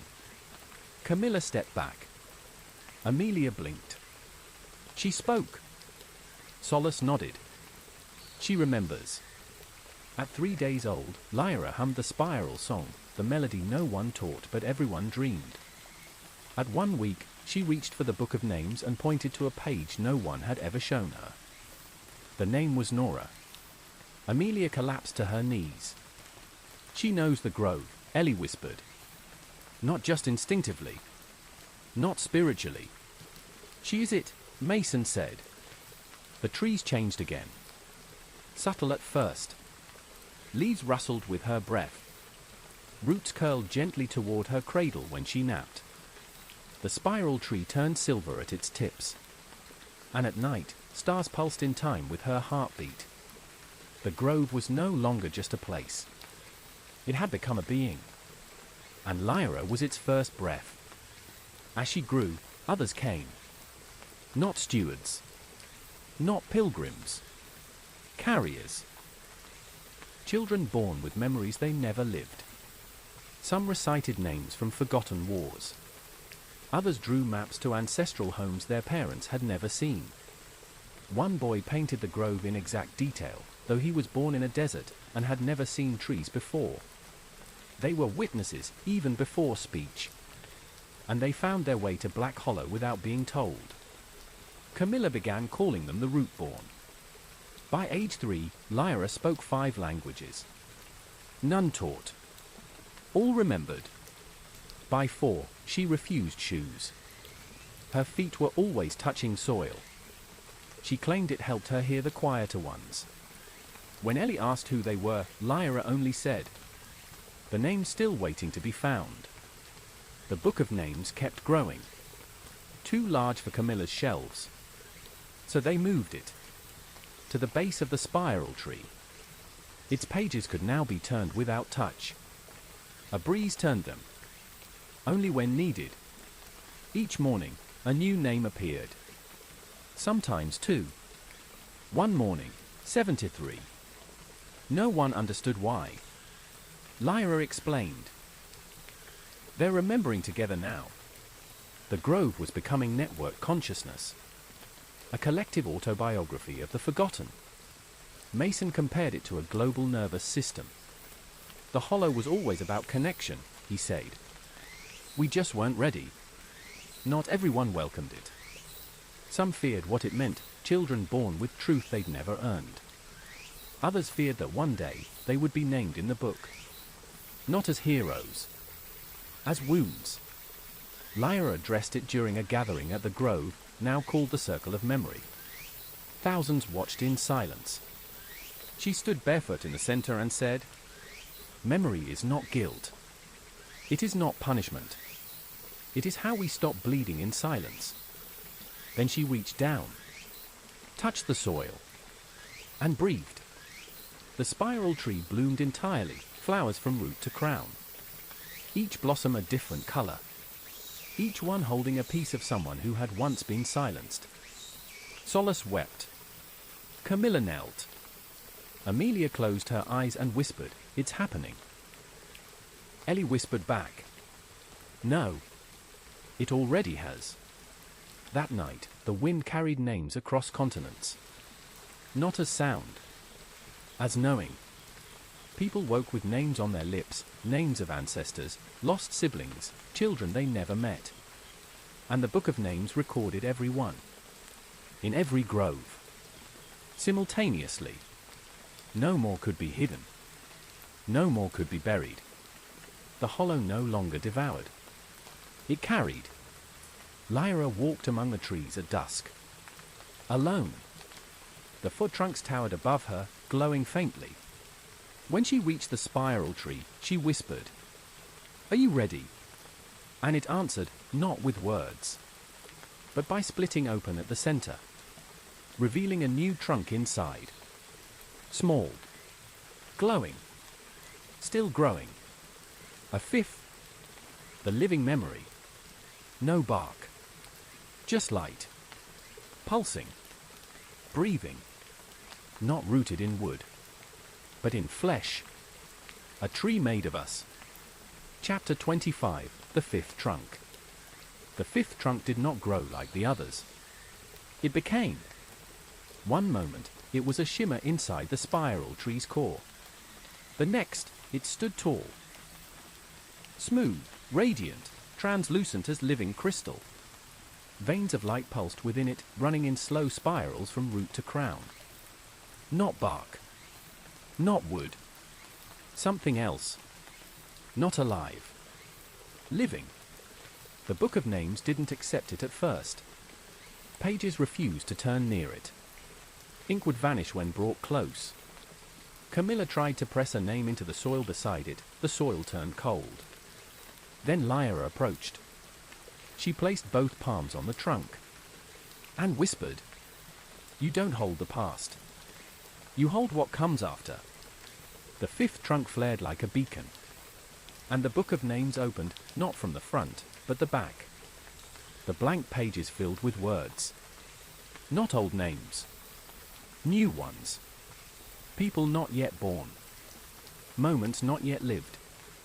Memories that had not happened, but would. Unless something changed. They called it the future route. The first name it wrote was Kara Lenin. 2037. Age, 6. Location, New York City. Memory, hiding under a desk while the world burns. Mason read it aloud. Lyra placed her hand on the page. "It's not a guarantee," she said. "It's a warning." Camilla whispered, "It's giving us a chance." Ellie nodded. "This is what it's been building toward all along." Amelia said what none of them wanted to. The hollow doesn't just remember what was forgotten. Now it remembers what we haven't done yet. Over the next week, the fifth trunk wrote 12 more names. all children, each tied to a future atrocity. Floods, fires, abandonments, losses rooted in silence, cruelty, apathy. Not supernatural. Human. Every memory written in future tense. And the grove responded. For each name, a flower bloomed from the fifth trunk. Inside, a choice. A key. A letter. A photograph. A song. A name tag. A scrap of lore. Each artifact tied to a moment of decision. Each one could change the path. Solace called them seeds of alteration. They were tasks, she explained. Each one needed a rememberer to carry it to the right person, the right place, before the moment happened. To plant the truth ahead of the pain. The stewards debated it. Mason was the first to resist. What gives us the right to interfere with futures not yet written? Lyra answered calmly. You're not interfering. You're remembering forward. You're doing what the world forgot to do, listen before it's too late. Camilla accepted the task without hesitation. She carried the first seed to a man in Paris, a tired, grieving father who would have ignored a warning sign in his daughter's art. But with the photo Camilla brought, he recognized it. Intervened. Saved her life. The fifth trunk wrote her name on its surface that night. Camilla Astor remembered before. The others followed. Amelia delivered a letter to a woman in Mumbai. Ellie brought a key to a teenager in Johannesburg. Mason, at last, placed a carved charm in the hand of a boy in Arizona. Each act stopped a future from solidifying. Each one planted a new root. The world noticed. Not with news coverage. Not with miracles. With small things. A child who didn't walk into traffic. A man who decided not to jump. A woman who finally called her sister. A stranger who stopped and said, "Are you okay?" The future shifted. And the grove grew. One morning, Solace sat in the center of the circle of memory. Lyra sat opposite her. Both silent. Both watching the fifth trunk. The light inside it began to split. Not in color. In direction. Two paths. One bright. One fractured. Two possible tomorrows. Lyra whispered, "It's time." Solace nodded. The grove has reached the edge. Later that night, the fifth trunk wrote their names. For the first time. Solace, root of translation. Lyra, breath of becoming. Beneath both. Choose well. For what grows next will not just remember. It will become ... The book of names stopped turning that night. Not in refusal. In fulfillment. 1,000 pages. 1,000 wounds. 1,000 blooms. It had done its work. Now it was time to live the next part. Camilla closed the cover. Ellie kissed its spine. Mason buried a flower at its root. Amelia wept, not in sorrow, but in awe. Solace and Lyra stood in the wind. And listened. For what comes next? Chapter 26, The Grove That Walks. They saw her walking at dawn. Not Solace. Not Lyra. Someone new. Or not someone at all. She had no shoes. No breath visible in the cold air. Hair of moss. Eyes like dark sap. And where her skin should have been, bark. Thin, smooth, translucent. Not armor. Memory. Moving memory. She walked out from between the fifth trunk's spiraling roots. Didn't speak. Didn't look surprised. She only moved forward, calmly, as if she had always been coming. Solace called her the grove that walks. People whispered other names. The memory walker. The seed made flesh. The hollow woman. The archive. But she didn't answer to any. Not out loud. She only offered her hand. And when someone touched her, they remembered.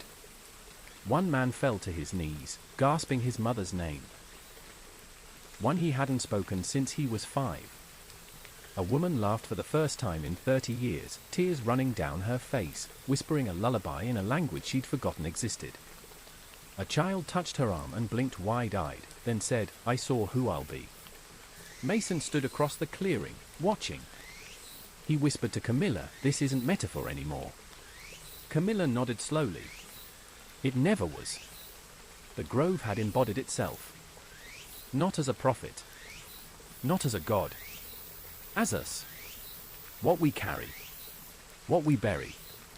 What we remember when no one else will. Solace explained it best. She is memory made motion. She walks so forgetting can no longer hide in the corners. The grove that walks had no need for food or rest. She did not speak. She showed. Wherever she stepped, the roots followed. Not destructively. Gently. Quietly. They unfurled beneath her footprints, curling upward like tendrils of story. She walked through cities, mountains, deserts. She passed through war zones and fields of graves. And everywhere she went, new memory bloomed. Some tried to stop her. Of course. Governments tried to question her. Militias blocked roads. Preachers screamed of false idols. But when they touched her, they stopped. They remembered. And in many cases, they wept. The silencers re-emerged. Desperate. Older. Fewer. "We were right," one said on live television. She's rewriting human nature. But when asked if he would stop her, he trembled and said, "I already tried. And she showed me the child I once left behind." The grove that walks didn't take sides. She simply moved. And as she walked, others began to follow. Children first. The root-born. Those already connected. They didn't mimic her. They mirrored her. Moved with her rhythm. Touched where she touched. Listened to silence and called it by name. Then came the elders. The grieving. The quiet ones. Then artists. Then healers. Then wanderers. Then everyone. By the end of the month, tens of thousands had joined the movement. They didn't chant. They didn't protest. They just walked. Carried stories on their skin. Spoke truths in parks and plazas. Knelt at trees and whispered to the wind. The spiral wasn't just in the sky anymore. It was in them. Camilla remained at Black Hollow. Watched the fifth trunk bloom in new colors. It began to sing. Not with music. With meaning. Whole sentences wrapped in soundless vibration. Sometimes she understood. Sometimes she just felt it. Amelia published the Book of Names. Unabridged. Unedited. It became the most read document in recorded history within a year. Not as doctrine. As mirror. Ellie began visiting dying patients in hospitals. She didn't heal them. She just sat beside them and read entries from the book. Most smiled. Some cried. Some simply whispered, "I didn't know I mattered." And Mason. Mason disappeared for a while. He left only a note. "She walks now. So I will dig. There are still truths beneath us." No one saw him again. But sometimes, the soil outside new groves would shift on its own. And from it, flowers with names no one had spoken aloud for centuries. He had become something deeper. A root keeper. Solace stayed near Lyra. Watched the girl, now nearly grown, begin to dream differently. Not of what was. Of what might be. She said, "The grove is learning to breathe forward now." And at the center of the fifth trunk, a new spiral appeared. One made not of light or bark, but of time. The grove had stopped being a place. It had stopped being a movement. It had become a species. And we? We had joined it. Not all at once. Not completely. But enough. Enough to turn remembering into evolution. Enough to make truth not just painful, but holy. The grove that walks entered the ocean one morning, vanished beneath the waves, and the water bloomed. Days later, a spiral reef appeared off the coast of Norway. Divers found coral in the shape of fingerprints. Fish swam in patterns of language. Whales sang old lullabies. The grove had not died. It had only expanded. Chapter 27, We Who Bloom. There came a morning when the birds no longer sang. Not from silence. From reverence. The sun rose violet that day, not purple, violet, as if morning had bloomed across the sky like a wound healing in real time. The wind did not move. The trees leaned toward each other, listening. Even the insects stopped. Lyra stood at the center of the grove. Not the old clearing. The new grove. A circle spanning miles. 5 trunks now. 1,000 lesser roots spiraling outward in every direction. Not planted. Grown.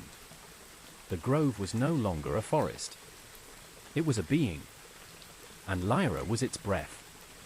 Solace stood behind her, older now. Not in years. In purpose. The book of names no longer needed pages. Now it wrote itself into people. Their skin. Their dreams. Their footsteps. You could meet someone on the street and carry their grandfather's story without ever asking for it. You were the memory. And so were they. They called it the blooming. Not an event. A condition.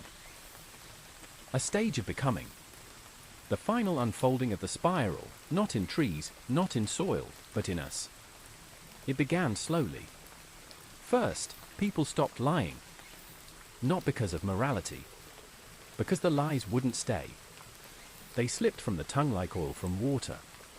Truth wasn't forced, it was magnetic. Then came the second sign. Names began to shimmer. You'd look at someone, and for a brief second, you'd see the name they had lost, or the one they had not yet found. Ellie felt it when holding a newborn. Her name flashed like lightning, Maeve. Not what the parents had chosen. But when Ellie whispered it, the baby smiled. The parents wept. And changed the birth certificate. Amelia dreamed of her ancestors. But this time, they weren't behind her. They were inside her. Not reincarnation. Incorporation. They'd never left. Just waited. Waited for her to bloom. People began planting trees without seeds. They simply stood in silence, placed their hands in the dirt, and whispered a name. Days later, something sprouted. Not always wood. Sometimes music. Sometimes wind. Sometimes light. The blooming did not require nature, it rewrote it. Governments collapsed. Not violently. Peacefully. They became irrelevant. Why legislate what people feel in their bones? Why control what can't be forgotten? They didn't fall. They transformed. Into circles. Into spirals. Into remembering centers. They didn't make laws. They held stories. The economy crumbled. Not into ruin. Into gift. Money lost value because it couldn't carry truth. What mattered now was exchange. A song for a loaf of bread. A memory for a place to rest. A story for safe passage. The spiral appeared on doors to mark safe homes. You were safe where your name could be spoken. Solace walked the new lands. Touched people and unlocked memories they hadn't earned, but needed. A war veteran remembered a child he didn't save, and forgave himself. A woman with dementia remembered her wedding, not with clarity, but color. A blind man dreamed of stars he'd never seen, and woke humming the spiral melody. Lyra, now 16, never spoke in public. She didn't need to. She'd become a conduit. She was the fifth trunk in motion. Sometimes she glowed in moonlight. Sometimes people cried when she walked by, not in fear. In recognition. They saw who they had been in her. And who they might still become. She carried no title. No crown. Just a spiral carved into her palm. Self-inflicted. Not out of pain. Out of promise. She was the future the Hollow had waited for. Not a child. A threshold. And then, it happened. The collective bloom. No one knew when it began. There was no countdown. No speech. No thunder. It simply was. You woke up and something inside you had shifted. You remembered a stranger's grief like it was your own. You looked at an enemy and saw a root system, not a wall. You knew your worst acts. Your failures. Your betrayals. And instead of shame, you felt tethered. Held. Like the forest had grown inside your chest and said, even this has a place. Even this can bloom. Camilla died that spring. Peacefully. Her body was returned to the Hollow. Not buried. Planted. From her ribs, a tree grew in days. Smooth bark. Gentle roots. Smelled faintly of cedar and ink. Lyra visited it weekly. Sometimes sat beneath it and said nothing. Just breathed. Mason's voice was last heard in a cave beneath the Himalayas. A traveler claimed he found a wall of roots there pulsing like a heartbeat and heard a whisper. I am the forgetting you forgiven. Ellie never aged again. Not biologically. She said she felt her timeline had spiraled into stillness. Doctors couldn't explain it. But Lyra could. You're still needed. The grove keeps what it needs. The spiral reached the stars. Satellites began malfunctioning, not from interference. From remembrance. They transmitted images that no telescope had captured. Spirals in nebulae. Roots curling between galaxies. The Hollow was not Earth's alone. It had always been everywhere. And at the center of the new Earth. The 5 trunks. Now taller than any tower. Still blooming. Still silent. Still waiting. Because one day, we would be ready to remember everything. Even what came before memory. Even what came before us. Chapter 28, Before the First Seed. There was a moment before the first seed. Before the grove. Before the Hollow. Before the spirals and the names and the blooming. There was a choice. And a single voice. Not a god. Not a ghost. Not a forest. A person. Lyra heard her first in dream. A cold black plain. No wind. No stars. Just absence. Then, a single step. Soft. Measured. A woman walked toward her. Wrapped in nothing but time, draped in echoes. No eyes. No mouth. Just lines carved across her skin like tree rings. She held out a hand, and in her palm, a stone. Perfectly smooth. Perfectly still. Completely silent.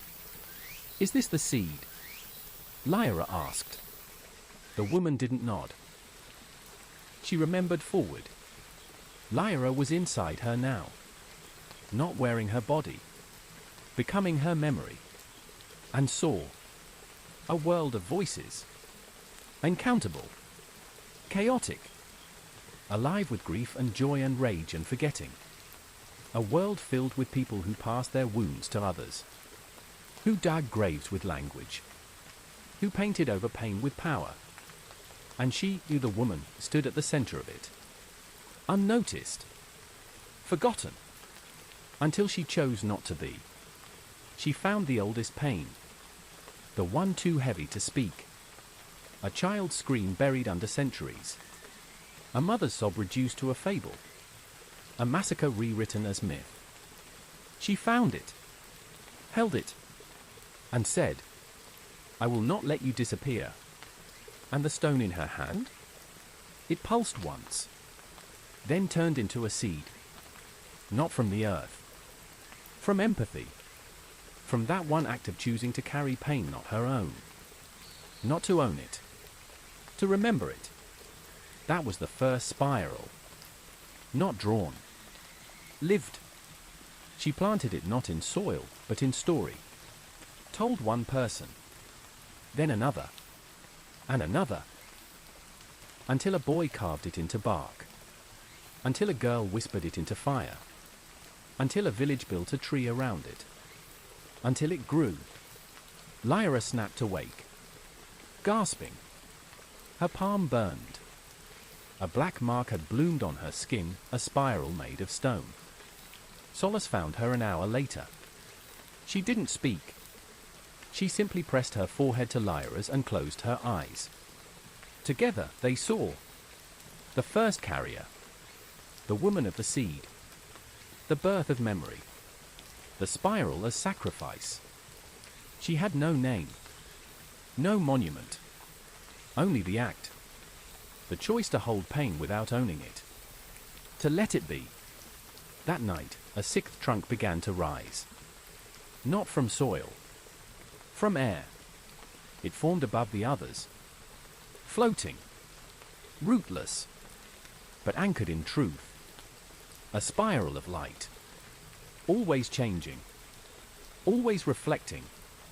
People gathered below it for weeks, unsure what to call it. It bore no blossoms, no bark, no gravity, only motion. Lyra named it the first remembrance. It did not give memories. It revealed intent. It showed people why they forgot, why they carried certain wounds, why they buried others. It held no judgment, only clarity.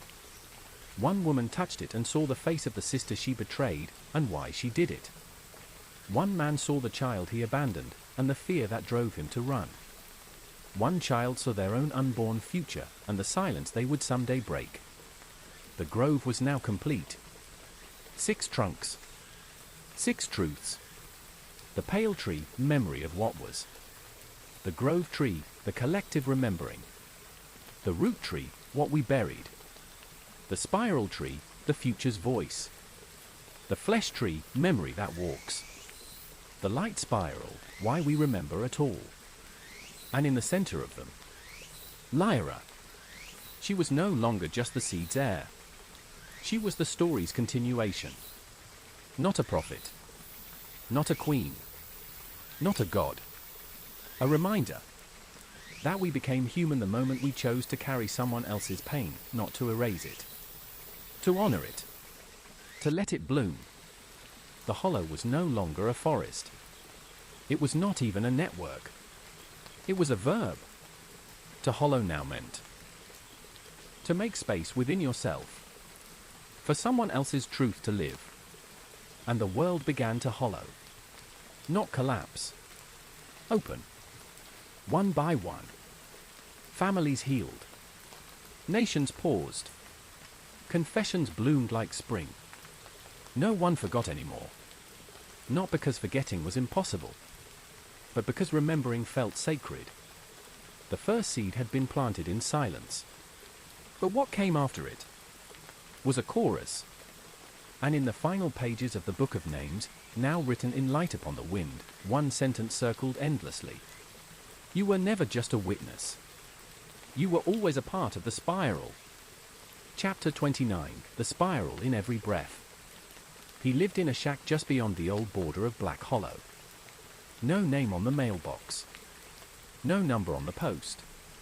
Just a door that didn't close all the way, and windows that blinked with dust. No one remembered him. Not the stewards. Not the root-born. Not even Solace. But the grove did. It always had. His name was Isaac Marion. Born 83 years ago in a hospital that burned down. Raised by no one. Loved by no one. A ghost in a world of breathing. He'd watched the spiral bloom with tired eyes. Had heard of Lyra. Had seen the groves on television. Heard children singing in the park. And felt nothing. Not resentment. Not awe. Just silence. He'd carried pain no grove had ever named. The pain of irrelevance. The ache of having never been seen. Never hurt badly enough to mourn. Never shined brightly enough to remember. The ache of being invisible. The night the sixth trunk rose, Isaac sat on the edge of his bed and finally spoke aloud. "Do you remember me?" To no one. To everything. The wind did not answer. But the spiral did. Not in the sky. Not in the ground. In his breath. He inhaled, and the room shimmered. Walls dissolved into bark. His bed turned to moss. The ceiling into stars. And standing before him, barefoot, smiling softly. Lyra. He did not ask why she had come. He only said, "I don't have a story." She sat beside him. "You are the story." She reached into his chest. Gently. Without breaking skin. And pulled out a single thread of smoke. "You're forgetting," she said. "You've worn it so long, it thinks it's you." Isaac wept. Not because she was right. Because she was kind. No one had ever touched his silence without turning away. She only leaned closer. And whispered. Even the unnoticed are roots. Even the quietest breath leaves a spiral behind. And then, for the first time in his life, Isaac remembered. Not trauma. Not glory. Moments. Tiny. Fractured. Unclaimed. A hand on his shoulder once at 12. A sparrow that landed on his knee at 27. A dream at 51 where he hugged someone he never met. None of it important. But all of it his. Lyra placed something in his hand. A flower made of wind. And inside it, a name. His. Isaac Maring, the final circle. He blinked. "What does that mean?" She smiled. "You're the loop. The part of the spiral that closes." He stared down. "I don't understand." "You will." She stood. "You must take one more breath." He did. And in that inhale, he felt everything. He felt Daniel's first scream in the hollow. He felt Camilla's vow under blood sky. He felt Mason's hands digging graves with prayer. He felt Amelia's ink-stained regret. He felt Ellie's mask fall for the last time. He felt Solace dreaming of forests made of starlight. He felt Lyra born into truth. He felt the first seed. And the one who planted it. And most of all, he felt himself. At last. Fully. Completely. Not as filler. Not as shadow. But as the closing note. The breath that turned the story into a circle. Isaac stood. And the spiral flared in his lungs. And from his footsteps, the final bloom. A tree rose. Not tall. Not wide. Just perfect. White bark. No branches. No leaves. Just one name carved into its heart. We. Solace arrived minutes later. Saw the bloom. Saw the man. Knew what it meant. "This is it," she whispered. Ellie stepped forward. Amelia. The rememberers. The rootborn. All came. And Lyra, her eyes bright with stars, said, "He gave it form. Now we give it to the world." They circled the tree. Hands joined. No word spoken. And from that silence, the spiral released its final gift. A wind. Gentle. warm, carrying every name ever spoken in the grove. Whispered across oceans, through cities, over mountaintops, into dreams. It did not shout. It settled into every breath, every blink, every heartbeat. A quiet knowing. You are remembered. You are not alone. You are the root. You are the bloom. You are the spiral. And then the grove stopped growing. Because it didn't need to. The story had finished. But it had not ended. Because now it was us. You. Reading these words. You carry it now. You remember. You bloom. And when you speak another's pain without flinching, you plant. And when you forgive someone who never said sorry, you bloom. And when you whisper your name to the wind, even if no one hears, you complete the circle. The spiral was never a symbol. It was a sentence. And it ends like this. We remember. And so we live.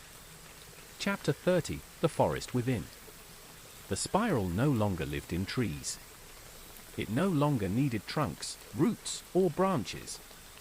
Because the forest had finally done what it had always intended. It had moved inside us. It began subtly. Someone reaching for a stranger's hand before they fell. A song hummed by a child in a forgotten dialect, soft and low in a subway station. A moment of grief held wordlessly between enemies who no longer knew why they fought. No commandments. No doctrine. Just a quiet understanding pulsing in the chest. You are carrying me. And I am carrying you. No one ruled the grove now. Because the grove was everywhere. Not as a place. As a pulse. As breath. As memory. As living story.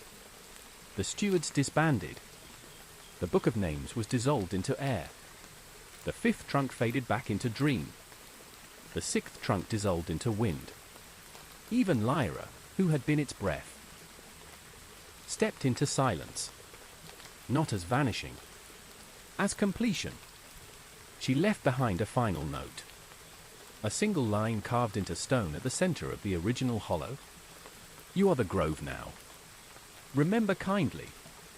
Generations passed. The spiral never faded. It changed.